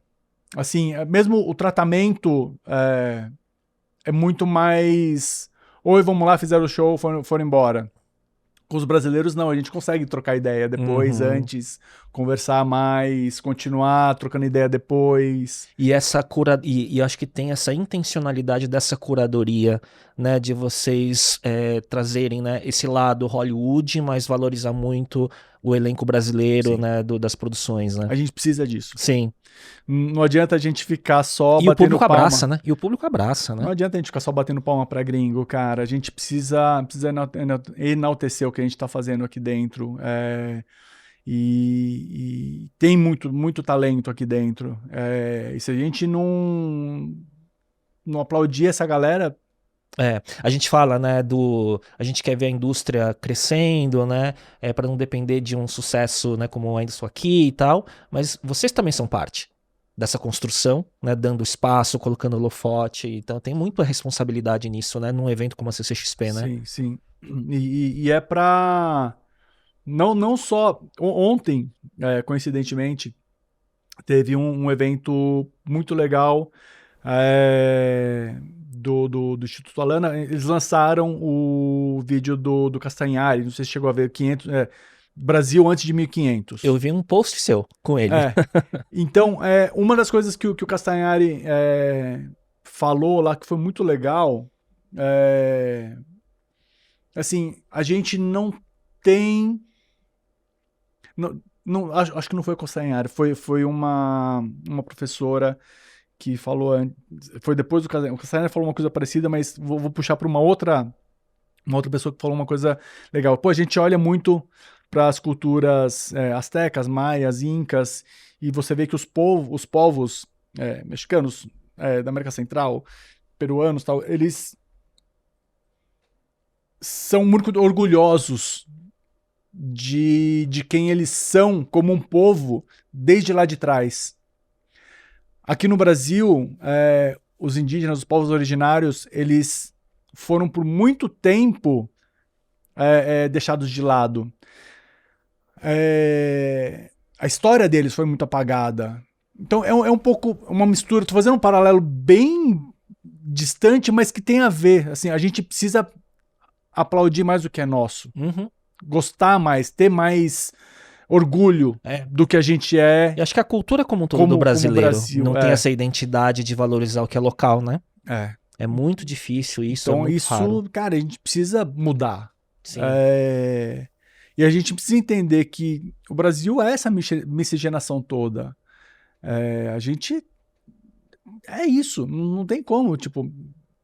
eu fiz aqueles testes de DNA lá, cara, é uma bagunça. Tem de tudo ali dentro. Você tem DNA até oriental, né? Sim, deu 50% japonês. Sim, né? Mas a outra parte é bem misturada. Sim. Então, essa é uma das coisas, uma das bandeiras que eu quero trazer muito para cá é justamente essa parte com os povos originários. Assim, eu acho que a gente tem que... Porque isso, aí a gente volta justamente pro lance de que não é só sobre o dia de hoje. A gente tem que trabalhar junto com ele. Eles sabem, tipo, eles viveram aqui pelo menos 7.000 anos antes dos portugueses chegarem. A gente então, não pensa quer dizer, nisso, né? já tem muita história, muito aprendizado ali pra gente tirar ainda, sabe? E o jeito que a gente tá cuidando do planeta não tá dando certo, né? Pro lado criativo, você vê, né? Por um lado, valorizar a cultura do passado, mas a gente tem um outro contraste, e eu queria ouvir sua opinião sobre isso, que é o momento que a gente vive de transformação exponencial da tecnologia e aplicação da inteligência artificial na produção de conteúdo, né? E aí a gente vê coisas simples, né, como a questão do ChatGPT com ferramenta de criação de imagem, roubando os traços de Estúdio Ghibli, de Maurício de Souza, e todo mundo se posicionando, né, em relação aos seus direitos autorais e tudo mais. Onde que você acha que é o futuro da criatividade com inteligência artificial? Se isso tem que ser regulamentado? Tem, lógico. O que você acha que vai acontecer? O que eu não sei ainda, mas... Porque é muito rápido. E vai piorar, né? Com a computação quântica, isso vai piorar. Vai ser ainda mais rápido. Exato. A gente não está preparado ainda Então. para isso. Tipo, a própria inteligência artificial, embora muita gente já estivesse trabalhando com isso e prevendo um monte de coisa, ela ficou popular muito rápido. E daí foi uma transformação até parecida um pouquinho com o que a gente viveu quando a gente começa a fazer internet. Eu lembro de quando eu começo a trabalhar com site, em 96, eu era o cara, até pouco tempo antes, que tinha medo de ligar o computador. De achar que eu ia apertar o botãozinho de ligar, na hora que eu fosse desligar, eu ia apagar um computador inteiro, sabe? Eu ia, tipo, formatar o computador que eu não sabia mexer. Internet de escada, né? Passei por tudo isso, cara. Era um modem de 14400 US Robotics. compartilhado. Sim, lembro. Era a mesma linha, eu e o meu chefe. Eu tava aqui baixando os e-mails, ele pegava a linha lá e me derrubava. Então, assim, quando ele me chama pra fazer a internet, eu falo, cara, vamos lá ver o que é essa tal de internet, essa modinha aí. Sim. Que vai passar, né? Com certeza. Não, é moda. É moda. E estamos aí, desde então. Então, assim, eu acho que o que a gente precisa é entender que isso é uma ferramenta. Como que a gente pode tirar proveito dela? Legal, isso é bom. Sim. Agora, a gente não pode fazer com que isso, por exemplo, prejudique o artista, o pessoal do Estúdio Ghibli, do Maurício de Souza, como você falou. Você postou, eu vi um post seu, acho que foi em vídeo, né? Logo que saiu os primeiros desenhos e tudo mais, você se pronunciou vocalmente sobre direito autoral, né? E daí foi até engraçado, assim. Então, algumas pessoas vieram falar... Ah, mas você tá falando isso porque você é rico, você tem um monte de... Que eu fui mostrando umas artes que eu tenho do Estúdio Ghibli. Isso. Só que assim, era um cartão postal que eu comprei pagando, sei lá, $5, entendeu? Tudo bem, é um privilégio, sim, porque eu comprei, que eu tava morando fora, eu tava viajando, não sei o quê. Mas assim, não é que são obras de arte que eu paguei... De leilão. $2.000 pra cada uma. Não, eu paguei $10, que é o dinheiro que eu tinha, sabe? Tipo... É que no começo ninguém refletiu sobre isso, todo mundo ficou tão curioso em testar. E é bonito, Nossa, é legal pra caramba, minha filha fez, ela brincou, ela mandou as fotos nossas, ela falou, que fofo. Mas aí quando para pra pensar, né? Mas o lance é justamente você entender o lado do artista. Aí a gente volta pro lance da CCXP, a gente querer ter apenas produtos licenciados. A gente ter uma política de que os artistas que estão no Arts Valley não vão levar para lá ilustrações feitas com AI. Gente, vamos trabalhar. Vamos passa por tudo isso. Essa compliance. A gente tem essa preocupação de realmente valorizar o artista. É ser guardião da criatividade, né? E da propriedade intelectual, de certa forma. Senão, você perde toda essa liga da comunidade que a gente falou, né, e daquela vibe que a gente sente, pode começar a corroer se vocês não forem fiéis ao propósito, né? Sim. De serem guardiões, né? E tem, enfim, inúmeras ramificações que isso pode trazer, tipo, da própria falta de criatividade. Tipo, isso, as pessoas não veem que isso, a longo prazo, é ruim pra gente. Pô, se os algoritmos estão aí entregando só o que você já gosta, você não vai gostar de coisa nova, você não vai descobrir coisa nova, Isso caramba. A gente tá falando de coisas, entre aspas, básicas de consumo de rede social, inclusive. Sim. Né? A gente não descobre nada porque a gente só reforça nossas preferências. Né? E aí a gente vai não cria mais porque você usa IA generativa, né? E isso porque a gente já tem muito tempo de estrada. Imagina para quem é jovem e não exercitou o músculo criativo e começa a depender da ferramenta. Você começa a ter uma certa analfabetização criativa, de certa forma, né? Com certeza, né? Agora, eu tava pensando outro dia, né? Vendo essa questão dos estúdios anunciando todo esse roadmap de filmes que vem pela frente, falando de cultura pop, de heróis e tudo mais, a velocidade que os filmes estão sendo produzidos, né, entre shooting, pós-produção e lançamento, muito tem a ver com o uso de IA na pós-produção, com certeza, né? E que isso, tempos atrás, né, antes da popularização das ferramentas de IA, a gente via o tempo, né, que as empresas de VFX levavam para fazer pós-produção, o custo dos profissionais, isso tudo tá entrando no jogo também, né? Sim, com algum prejuízo. Sim. Né? Porque a qualidade não tá 100% lá. Não é diferente. Com o humano pilotando a ferramenta, né? É diferente. Dá sim pra você pular algumas etapas, mas eu acho que tá muito curto. Vou pegar o próprio Doomsday aí como exemplo. Eles estão começando a filmar agora. Vai lançar no meio do ano que vem, né? Vai lançar daqui a um ano. Eu falei, cara, gente, levava 3 anos antes. É muito curto. Não adianta. Tipo, a magia vai só até um determinado ponto ali. outras coisas podem realmente ficar para trás. Tipo, eles podem ter que cortar cenas, ter que cortar, sei lá, não sei. Sim. É diferente. E é uma discussão dos sindicatos, né? Lá fora, sim, né? sim. Parte da greve é sobre justamente isso, né? eles querem até criar um sindicato da galera criadora de VFX. Mas tem também o outro lado de que isso é uma coisa que, inclusive, eu falei com os russos lá, que eu perguntei de estúdios, né? Porque hoje, sei lá, Star Wars, por exemplo, os primeiros Star Wars, aliás, quase todos eram feitos dentro da ILM. Sim. A Industrial Light and Magic foi meio que criada para fazer Star Wars. E com efeito prático, na maioria das Muitas vezes. coisas, né? muitos efeitos práticos e tudo mais. Mas, enfim, era uma empresa que dominava aquelas técnicas. Daí, sei lá, depois você vê uma Weta lá na Nova Zelândia também fazendo coisas maravilhosas. Hoje em dia, ela tá mais espalhada pelo mundo inteiro, tá mais pulverizada. E hoje em dia, por exemplo, um filme como o próprio Electric State, que os russos lançaram, você pega os créditos dos estúdios que trabalharam, cara, pelo menos uns 10 ali. Sim. Se não for mais, 15 talvez. E é isso, hoje eles trabalham 24/7. Não o estúdio em si, mas a produção não para, porque ela vai começar, sei lá, na China, depois vai para a Índia, depois vai para, sei lá, Turquia, França, vai para os Estados Unidos. Em algum momento do dia vai ter pelo menos uma equipe trabalhando no seu filme. 24/7, né? Então isso ajuda a diminuir um pouquinho, a Sim. encurtar um pouquinho esse tempo, né? Esse que a gente tinha de 3 anos aí para o filme ficar pronto.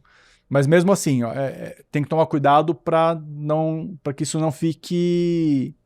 para que não fique ruim, né? Eu acho que o Craft, ele saiu disso que você falou, né? De você ter um grande estúdio ou uma grande empresa de pós-produção, como você disse, né? ILM, Veta e tudo mais. E hoje você vê os créditos da maioria dos filmes que tem muito efeito especial, tem lá 10, 20 empresas, e aí você vê que é um fracionamento, cada um faz uma parte, um escopo específico, e vira uma grande gestão de projeto entre múltiplos fornecedores, né? Sim. Né? Que envolve custo, qualidades que às vezes não são normalizadas, né? Por isso que a gente às vezes vê um filme, por que essa parte tá mal pós-produzida e essa outra não, né? Tem a ver com isso, talvez, né? Sim, pra caramba. Não deu tempo de chegar no mesmo nível. Sim. Ou de arrumar. Você viu que tava ruim, mas não adianta, agora já tá na hora de lançar. Você usa IA no seu dia a dia pra te ajudar? Menos do que eu deveria. Porque eu já vi de tudo aqui, eu já vi criadores, né, que falam, não, eu uso pra me ajudar, não criativamente, mas como uma dupla, né, pra gerar insight, pra organizar, pra ajudar o workflow, mas eu já tive gente que chegou falando, não, o pensamento do argumento da minha criação, eu faço questão de fazer pra eu não atrofiar a minha criatividade. Já tive esses dois universos, assim. Eu acho que eu poderia usar mais. Eu tô justamente me policiando até pra não ficar pra trás. Eu acho que é isso, assim, é você usar justamente pra entender a ferramenta e ver o que ela vai te ajudar, o que ela não vai. Mas lá no Omelete vocês usam também, né? A molecada deve estar usando no workflow diário. A gente tem uma versão do site em espanhol. A gente tem uma ferramenta que faz uma tradução básica e depois entra o editor para justamente olhar o texto. Para fazer a revisão final. Né? E é um grande acelerador, né? Pra caramba. Né? A gente tem, tipo, em vez de ter uma redação inteira produzindo em espanhol, a gente produz em português e consegue replicar isso daí com 2 editores de texto lá fora, entendeu? É sobre isso hoje, né? Atualmente, né? Então é isso, é saber usar a ferramenta a seu favor. Eu acho que essa é a grande motivação que a gente tem que ter com a IA. É como ela te ajudar, não como ela barrar, ser uma barreira para você continuar fazendo coisas que você gosta, que você quer, coisas criativas.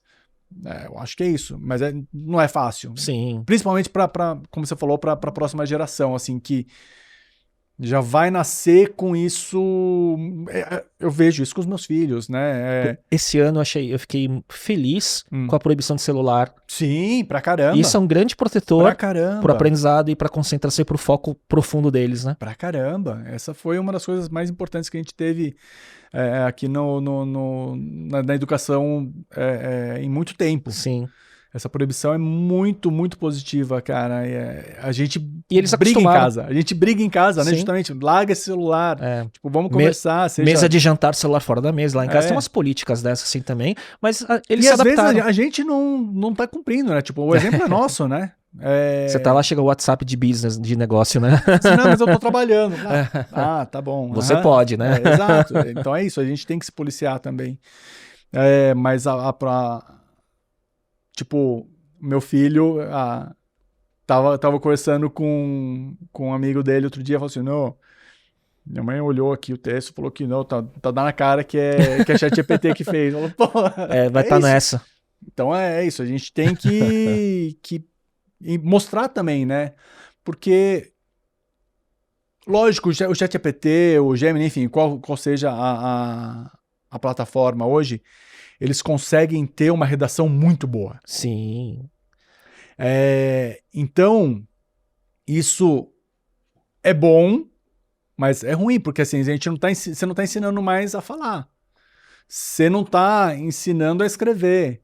Você não tá ensinando um monte de regra.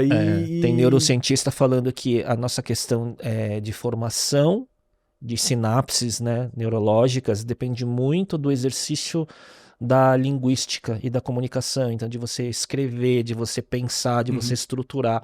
E quando você deixa de exercitar, porque num primeiro momento é super assustador, né, quando você vê o poder da IA, mas com o tempo você começa a ficar dependente. Eu comecei a ir por um caminho desse de usar muito, e aí quando eu falei, peraí, se der um apagão de IA, deixa eu ver se eu sei escrever ainda. Demorou mais. O músculo atrofia. Não, a própria A escrita, sem dúvida. Eu ia falar, a gente tá falando dos adolescentes, né, que estão criando texto com IA para os trabalhos escolares. A gente fazia Barça com papel almaço e caneta, né? Sim. Então não tinha nem em computador, muito menos internet naquela época, né? Então é desafiador, né? Trazer de novo esse bate-papo que teve ontem, né? Uma professora estava falando que foram alguns estudantes de arquitetura pro meio de um povo indígena. Estavam mostrando como que eles fazem as casas usando barro e tal. E falou assim, quanto tempo dura uma casa dessa? Se fizer no tempo direitinho, sem pressa, tal, usando o material, uns 5, 7 anos. Daí um dos estudantes perguntou, por que vocês não usam uma alvenaria tradicional, moderna, essa casa pode durar 20, 30, 40 anos. Mas isso não vai ser bom pra gente, porque se eu não ensinar daqui a 5 anos, daqui a 7 anos, para a próxima geração como que faz, eles não vão saber fazer para ensinar os próximos. A gente precisa desse ciclo. Da transmissão do conhecimento. Sim. Se a gente não tá aqui para ensinar, como que a pessoa vai entender se já tá pronto? Como que ela vai saber fazer? Tipo, eu lembro de pegar, ficar fuçando pra ligar o VHS em casa. Nossa, sim. Pra ligar o Atari no videogame, como que era, tira a antena, coloca a antena. Rebobinar a fita com caneta. Colocar o left to right ali no som pra ligar o som, que não tava funcionando a caixa de som direito. Acho que se eu falar pro meu filho, liga o negócio, não vai saber fazer, entendeu? Porque não precisou. Tipo, hoje é Bluetooth. Sim. Tipo, isso ele sabe fazer, sabe ligar. Sabe que nos meus últimos anos eu tenho tido uma nostalgia de tecnologias antigas e de começar a virar colecionador das coisas. Então eu comecei a resgatar os meus vinis dos anos 80. Eu briguei em tom de brincadeira com meus pais de não terem guardado meu primeiro Apple II que eu tinha nos anos 80, que foi meu primeiro computador, meu Atari 2600, que foram as primeiras tecnologias que eu tive contato. Eu programava em Basic em 1986, né, com, sei lá, 12 anos de idade, entendeu? Então, a nostalgia, né, pelas tecnologias e eu queria ter um museu em casa dessas tecnologias, sabe? Sim. E você é colecionador, né? Sim. Né? O que você tem guardado, assim? O que você tem colecionado? Qual é a tua onda agora?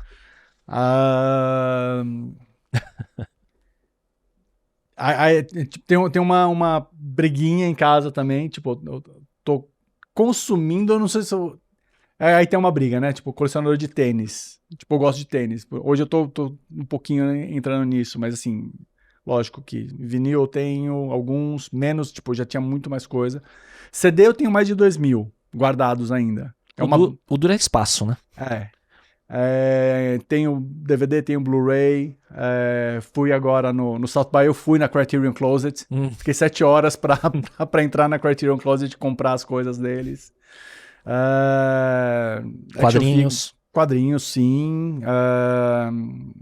Bonequinho pra caramba. Menos, tipo, parei de comprar porque não tem mais espaço em casa. Tem umas coisas que estão guardadas na caixa lá ainda, justamente por falta de espaço. Já perdi coisa pra caramba também, que eu levava pro Omelete e ia sumindo. Putz, um monte de Tem um coisa. pouco de tudo, né? Um pouco de tudo, sim. Eu tô num resgate de tecnologias antigas. Fases, né? Eu acho que idade, nostalgia, bateu. Então, Foto. Sim. Tipo, eu gostava muito de foto. Tem uma trend agora, eu não sei se acontece com seus filhos, de câmera digital antiga. Tá acontecendo isso na sua casa? Eu já vi isso online só, não em casa ainda não, mas... Turma da minha filha tá resgatando as Cybershots pra tirar sim. foto, pra ter aquela granularidade da foto digital que não é com celular. É tipo a gente pegar a Lomo, né, recentemente. Sim, exato. Exato. Forlani, o que você, indo pra uma reta final, qual é o Forlani fã tá esperando quais conteúdos esse ano entre séries e filmes? Quais são suas grandes curiosidades e apostas? Pra Star Wars Andor, com certeza, tipo, já vi alguns episódios, tá muito bom. Filme, quarteto, eu vou falar o óbvio, porque sim, isso, é verdade. É quarteto e Superman, mais Superman do que quarteto, até porque eu quero muito que dê certo esse universo da DC que ficou muito descrente ali, muita gente ficou com esse pé atrás, mas eu acho que o James Gunn vai fazer uma coisa legal, que eu acho que o quarteto ainda tem o lance de ser tá dentro do MCU, tipo, ele tá mais favorável pra ele, tá mais fácil, digamos. Tem tá um mais terreno, ganho. né? Tem um terreno. Tá um jogo um pouquinho mais ganho ali. Mas é uma franquia que 2 vezes já patinou, feio, né? E tem um terceiro filme lá que foi bem bizarro lá, né, de quarteto, né, do... sim, dos anos Roger 80. Corman, sei lá, Sim. assim, né? Não, eu Nem considera, né? Não considero. E do futuro aí, a entrada dos X-Men na Marvel, com certeza. Tipo, muito curioso pra ver como que isso vai ser. Que mais que a gente vai ter esse ano? Aí, falando de filmes nacionais, pô, o filme do Ney Matogrosso vai estrear em breve. Eu tô bem curioso pra ver como que vai ser. Tem o Agente Secreto do Kleber, que vai pra Cannes. Eu acho que é um filme que pode fazer uma grande jornada parecida com o que Ainda Estou Aqui fez. Tem o filme novo do Daniel Rezende, com o Rodrigo Santoro. São parentes, né? E a academia e, enfim, as organizações internacionais de cinema descobriram o poder do engajamento dos brasileiros, né? E Ou isso se descobriram. mercadologicamente tem valor, né? Sim. Não, era um absurdo você ver os carrosséis, né? Principalmente no Instagram, assim. Os carrosséis sempre colocavam a Fernanda na frente, porque sabia, tipo, o engajamento. Aí você clica o comentário, é tudo brasileiro. Era muito diferente, tipo, era 10, 15 vezes mais. Aí no comentário só a bandeirinha do Brasil, e por aí vai, né? O brasileiro, daí na hora que entra nesse momento, não adianta. A bagunça é nossa. Nossa, torcida de futebol, total. Que mais? Avatar. Sim. Cara, eu adoro tudo que o James Cameron faz. Então, Avatar, com certeza. O que mais que a gente vai ter no final do ano? A gente vai ter o Karate Kid daqui a pouco. Agora já em maio filme, né? ainda. Filme novo. Que une o Jack Chan e o Ralph Macchio. Sim. E o menino que eu esqueci o nome agora, que tem uma série maravilhosa, que é American American Born Chinese, que foi no Disney Plus, um episódio, uma temporada só, mas a série é muito boa, vem de uma HQ, infelizmente não foi pra frente, não rendeu, mas eu acho a série muito boa e a HQ é maravilhosa. Curiosamente, 2 episódios quase que colados recentes foi falado de Jack Chan. Você falou de Jack Chan por conta de Karate Kid, e eu entrevistei o Pyong Lee num episódio que vai pro ar daqui a alguns poucos dias ou semanas, que ele falou, eu sou fã do Jack Chan, que ele transformou a indústria cinematográfica, né, por ser um underdog que deu certo e tem um lado comédia, um lado técnico e por aí vai. Técnico pra caramba. Nossa Senhora. E já faz tempo, né? É que a gente era um jovem adulto no auge dele no cinema ocidental, né? Eu queria. Esse é um dos caras, nossa, ia ser maravilhoso se ele viesse pra cá um dia. Missão Impossível. Sim. Fórmula 1, eu tô muito curioso pra ver. Sim, eu vi o trailer, gostei muito. Por um momento aí que a gente tá vivendo de justamente esse revival, né, da Fórmula 1 aí. Sim. Depois que ela foi comprada virou por uma empresa americana que mudou completamente. E o Drive to Survive, né, tem grande papel nisso, né? Mudou, tipo, era uma... Essa é uma coisa muito, muito legal da gente ver como um business que tava definhando ali, né? Envelhecendo e acertou a linguagem dos tempos modernos, né? Foi pro streaming, reformatou, virou um show e focou nas histórias dos pilotos, né? E eles viraram os personagens, né? Eu não sei se eu tô exagerando, mas assim, a gente tá vendo uma coisa parecida com isso, guardadas todas as devidas proporções, pelo amor de Deus, mas com o futebol e com a Kings League. Verdade.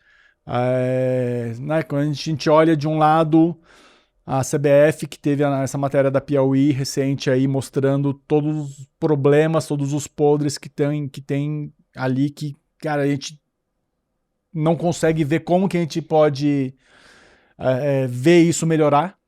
E o resultado em campo é total proporcional a essa bagunça, né? A gente viu, na nossa geração, viu 2 títulos de campeão mundial, né? 94 e 2002. Isso. 2002 jogando pra caramba. Não, isso é muito curioso quando entra nesse tópico, porque a gente lembrar que a gente nasceu sabendo que em 70 o Brasil ganhou, a gente não era nascido. Sim. E quando chega 94, nossa, né? É a primeira vez que a gente viu, né, o Brasil campeão. Só que, se você vê, de 2002, o último título para 2026, ano que vem, são 24 anos. Então já é mais tempo do que 70 para 94.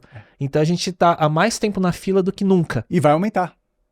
Quase certeza, né? Dificilmente, do jeito que tá aí, o negócio vai melhorar. E enquanto isso, a Kings League, como eu tava falando, tipo, tá sendo muito bem aproveitada e trazendo pra nova geração aí, um interesse, né? Tipo, um jeito diferente de fazer, Sim. Mostrar o futebol ali mais dinâmico. É uma gamificação, eu entendo que é um pouco estranho. Cara, eu sou corintiano, eu gosto pra caramba de ir no estádio, levo meus filhos, tanto no jogo masculino quanto feminino. Minha filha tá, cara, morrendo de vontade de ver todos os jogos da Copa do Mundo Feminina aqui, 2027. A gente vive muito isso, mas ao mesmo tempo tem esse negócio acontecendo. Sim. Que cara, eu tava na Roma do UOL hoje. Então, quer dizer, tem audiência muito grande. O formato precisa transformar. Precisa, não digo, mas ele tem um público para se capturar, né? O futebol tá lá parado, né? Sim. Com o VAR, que foi a última inovação, sendo questionado o tempo todo. Exato. Errando muito ainda. Eu acho que é o lado do showbiz do esporte, de certa forma, e a formatação para os tempos digitais que a gente vive. Né? E o esporte como um todo, ele tem muito poder, tem muito dinheiro, e por causa disso tem muito problema, né? E isso é como um todo. Tipo, a gente olha na Olimpíada. É da natureza humana corruptível, né? Infelizmente. E não só em executivos. Tem um amigo meu que, cara, trabalhou com atletas de alta performance e falou assim, cara, eu aposto com você quando você quiser.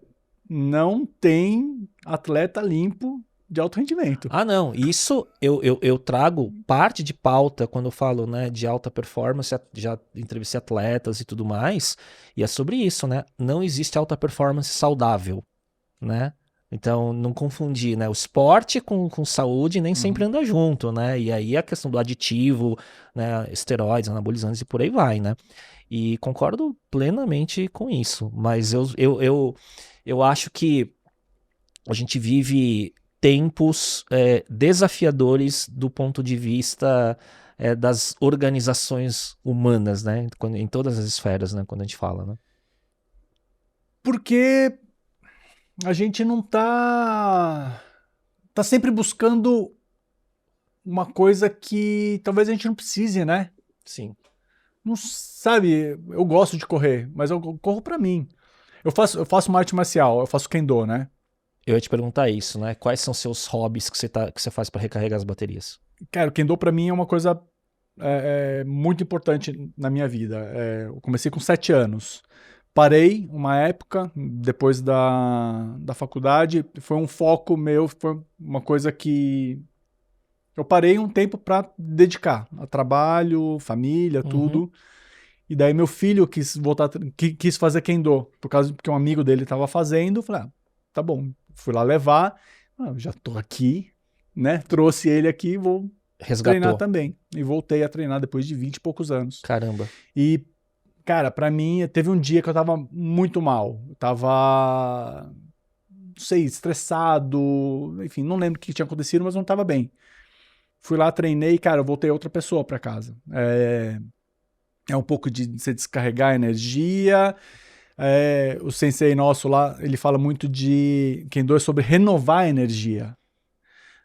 Você deixa a energia ruim e pega a energia nova, boa.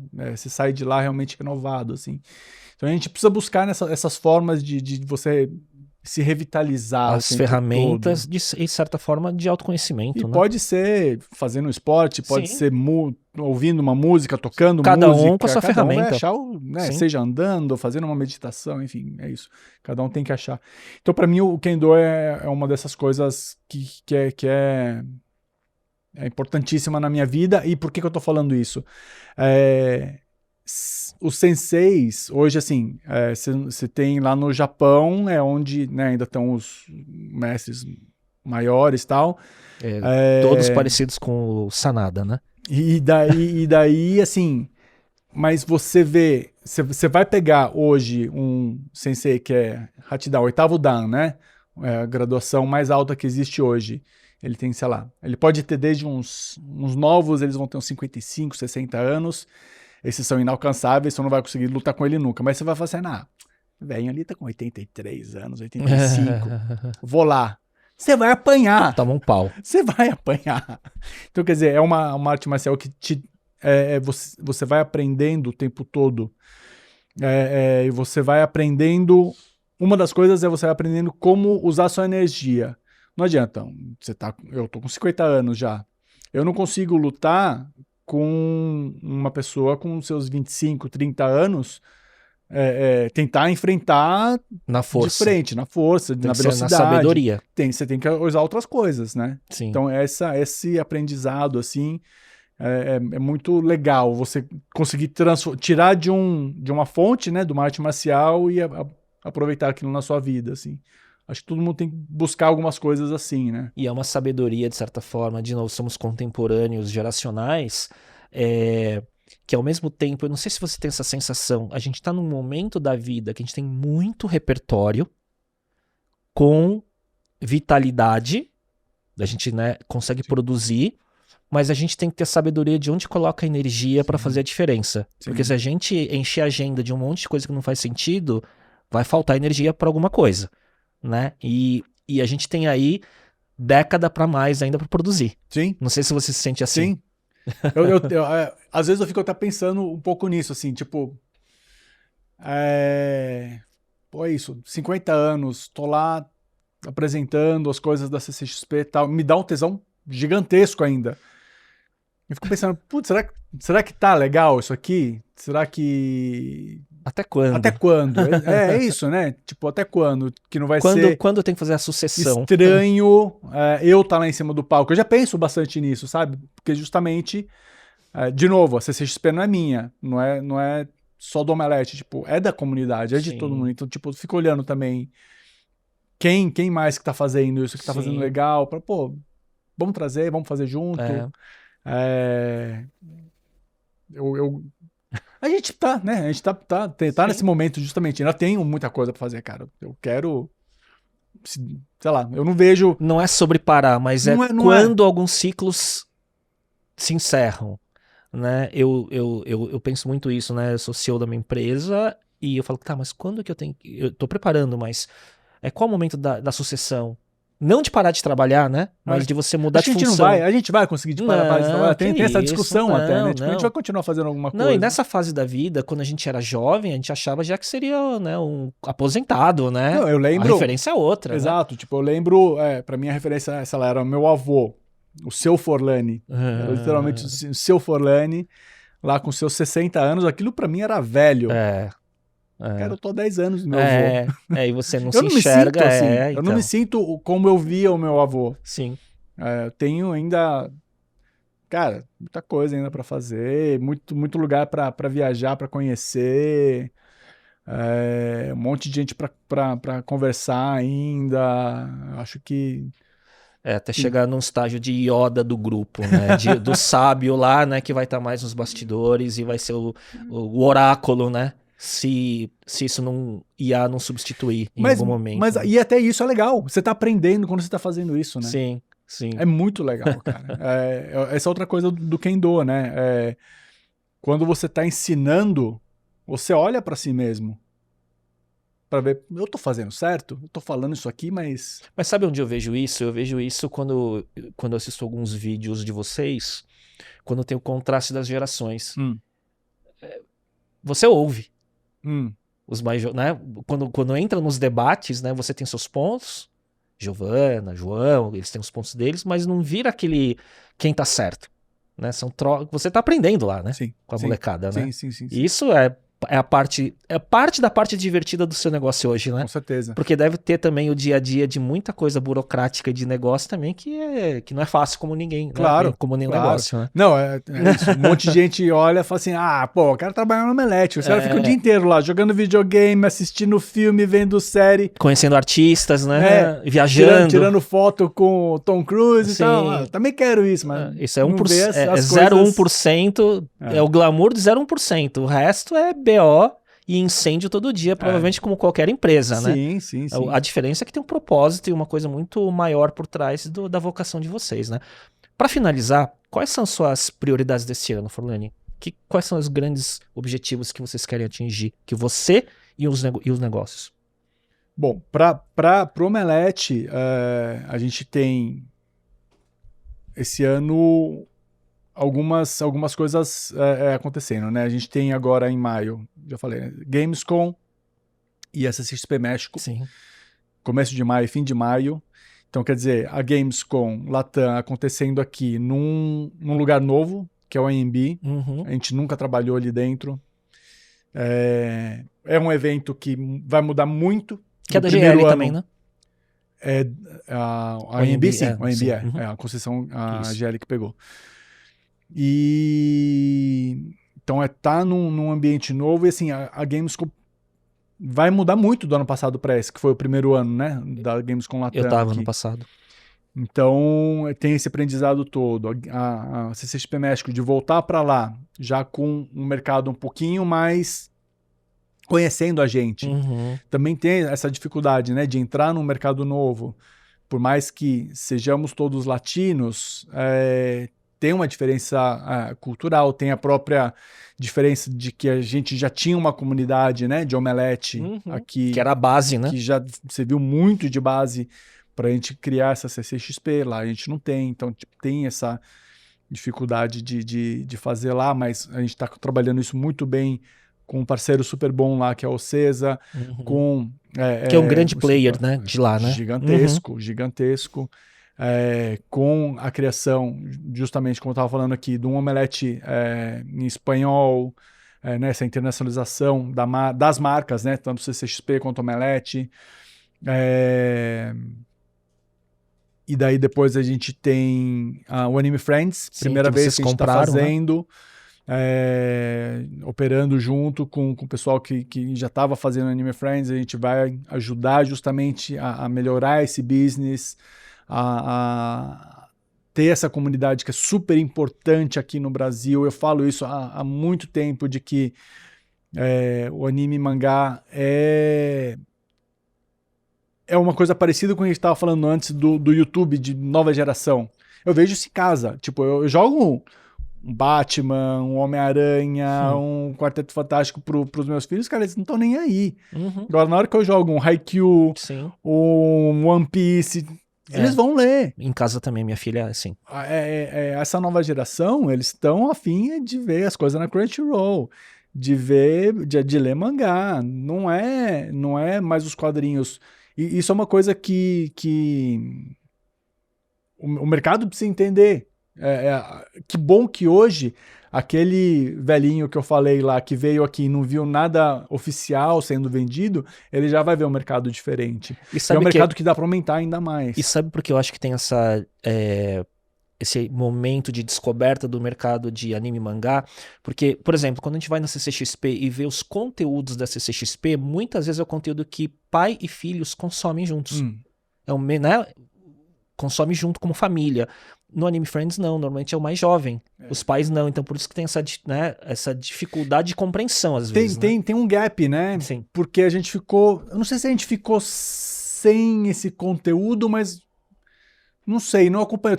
Porque teve momentos, né? A gente tem os tokusatsu ali, principalmente no final dos anos 70, começo dos anos 80, com os Ultraman, Sim. Ultra Seven, Spectroman e tal. Depois veio a geração Jaspion. Já vem Jaspion, Changeman e Cavaleiro Zodíaco. Sim. Já não é mais a nossa geração. Não é. Daí depois vem Dragon Ball, que já tá no meio do caminho ali. Depois já vem Naruto, que é um pouco mais dos nossos filhos. Exato. Eu comecei a ver One Piece pra tentar diminuir esse gap, pra estar mais perto dos meus filhos durante a pandemia. São mais de 1000 episódios? A gente tá na metade. Mas é legal a gente tá junto. Eu sento com a minha filha pra assistir Spy Family. Eu falo, aí, o que vocês estão vendo agora? Daí eu vou ver, sei lá, um Dandadan, vou tentar ver um Jujutsu Kaisen. Não dá tempo de ver tudo, mas eu quero também pra justamente ficar pra entender o que essa nova geração tá vendo. Que tem a questão de conexão com seus filhos no conteúdo que eles estão vendo e agora do business, né, com Anime Friends, né? Sim. Então, a gente tem isso, depois no final do ano a gente tem CCXP, né, que a gente tem aí... Continua também nesse desafio de internacionalização, né? Também de ter realmente cada vez mais gente vindo para cá, mas aí um desafio um pouco pessoal de continuar dando espaço para IPs, para títulos, filmes nacionais, né? Acho que essa é um pouquinho do que o Omelete quer, um pouquinho do que eu quero, tipo, e aí pessoal, assim, sei lá, continuo... A CCXP México foi super importante para mim pessoalmente, que foi um empurrão para começar a estudar espanhol, que era uma vergonha que eu tinha quando eu ia... Você tá no palco lá, né, apresentando. Sim. Eu vi você, Giovana, né, e tudo mais, né? Eu ia quando a gente ia para fora e encontrava com os nossos colegas jornalistas argentinos, espanhóis, mexicanos e tal, a gente falava em inglês, sabe? Eu achava isso tão bizarro, eu falar em inglês com o cara, tipo, nós dois... fazendo um esforço a mais para falar uma língua, sendo que a gente tinha uma língua tão próxima junto, né? A gente aqui no Brasil... E para não passar vergonha no portunhol. É até um pouquinho de aprender que não é tanta vergonha assim, né? De que, pô, a gente o Brasil é uma ilha, né? Aqui na América Latina como um todo. A gente precisa saber. Eu acho... A gente perdeu essa oportunidade, né? Os nossos filhos estão tendo agora espanhol na escola, né? Mas a gente não teve. Tipo, pra gente o inglês era o necessário. E às vezes francês, né? Não sei se você teve na escola. Eu não tive, eu aprendi francês depois. Morei um tempinho na França, pouquinho tempo, mas... línguas é uma coisa que me interessa muito. Tipo, tô vendo meu passaporte italiano, eu queria passar um tempo na Itália, por exemplo. E Demora, agora demora estão meio tempo que no bloqueando Japão. esse negócio do passaporte italiano, Sim, né? tá uma treta gigantesca. Sim. Línguas é uma coisa que me interessa muito. E com a inteligência artificial, eu não sei se ela é tão necessária mais, né? Daqui a pouco, na verdade, vai ser tudo em tempo real, né? Fone de ouvido, tá falando, tá traduzindo em tempo real, já no tom de voz da pessoa, né? Então, a Torre de Babel, Mas, enfim. ao mesmo tempo, você perde, né? Não é o 100%. E tem de novo, a questão neurológica do papel do idioma na formação da inteligência. Não é simplesmente você entender o que está se falando. É né? lógica. Tipo, não é... Quando você pega alguém falando em outra língua, não é só você fazer a tradução de A para B. Tem toda a cultura junto. Sim. Você fala japonês ou não? Pouquíssimo. Meu pai tentou me colocar em Nihongaku quando era criança, mas... Eu comecei Kendo por causa do Nihongaku. A minha sensei de japonês era sensei de Kendo e me levou pro Kendo. Eu vou te confessar uma coisa que acho que eu nunca falei no podcast. Quando eu era pequeno, eu sofria muito bullying por ser japa, né? Naquela geração, anos 80 e tudo mais, né? E na minha escola, eu estudei no Polidomos, né? E eu era, tipo, poucos japoneses, maioria ocidental, então eu não queria estudar japonês. Então eu achava, sei lá, eu não queria o estigma. Então a revisitação da cultura japonesa veio depois de adulto. E aí eu não tive tempo de aprender o idioma. Então é nesse lugar que eu me encontro na cultura, assim, sabe? Entendo. Como... Já minha filha, que é mestiça, ela adora. E quer ir pro Japão e por aí vai, entendeu? Sim. Eu também tinha um pouquinho disso na escola, principalmente, mas o meu dia a dia, eu sou de Suzano. Cara, ali é a cultura... Muito japa. Toda muito japonês. Sim. Ali o tempo todo. Sim. Então, tipo, eu fazia o Kendo. De sexta e domingo eu tava no Seinenkai, que é o clube, a associação dos jovens do clube. Sim. Tava o tempo todo com a japonesada lá. Sim. Eu me sentia japa quando eu ia pra cidade dos meus pais, que é Presidente Prudente, no interior de São Paulo, que tem muito oriental, e aí eu tinha dezenas, porque assim, todos meus tios, cada um teve 5, 6, 7, 8 filhos, então eu tinha muito primo da mesma idade. Então quando eu era criança e adolescente, eu passava as férias lá. Daí eu me sentia em casa, entre aspas, né? Mas quando eu tava em São Paulo, não. E uma curiosidade agora do meu lado, da minha família, toda a família que é japonesa, tem um primo que casou com japonesa. Todo o resto, a minha família, 90% é mestiço. Inclusive eu. Sim. E numa época que os avós, eu não sei se aconteceu na sua família, eles queriam que se casassem com japonês. Então, essa e é uma aí diferença foram os rebeldes, né? Não. Os meus bisavós, quando vieram pra cá, eles foram justamente... incentivaram ou focaram muito mais em entrar mesmo na cultura local. Então, tipo, a minha avó, se você perguntar pra ela, ela vai falar que ela não fala japonês. Mas quando vieram os primos lá do Japão, ela falou japonês. Entendi. Mas se você perguntar pra ela, ela fala, não falo. Ela fala, com a gente ela só falava em português. Olha só, porque...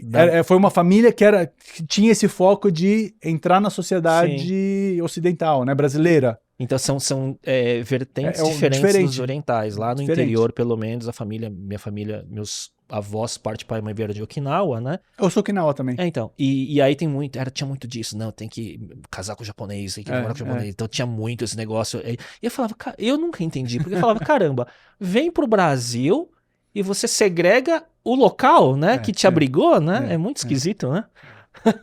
Mas foi nesse cenário que foi, né, assim, em São Paulo convivendo com os ocidentais e no interior com os meus parentes, assim. Foi muito legal isso. Parecido, mas diferente. Fulani, cara, tem tanta coisa que dá pra falar, porque tudo deriva alguma coisa, né? Seja de infância, seja geracional, seja de cultura pop, seja de negócios. Queria te agradecer, cara. Foi um prazer que você enfrentou o trânsito. Não, isso foi nada. Né? Que você não veio com o Omeleticóptero pra cá, que tem heliporto aqui, você pegou trânsito, veio de Pinheiros pra cá. Giovana furou, mas numa próxima ela vem. Sim. E obrigado, cara. Pô, eu que Prazer. agradeço, foi demais o papo aqui. E é legal isso, quando a gente começa a falar de outras coisas e vem. Tá tudo entrelaçado, né? A gente viveu coisas muito similares ao longo Sim. da história. Sim. Só que você virou o rei da CCXP e eu sou cliente da CCXP. Nada, de novo, é nossa. É isso aí. Obrigado, cara. Valeu demais. Queria agradecer a audiência que chegou até aqui. A gente volta na próxima semana. Tchau, tchau.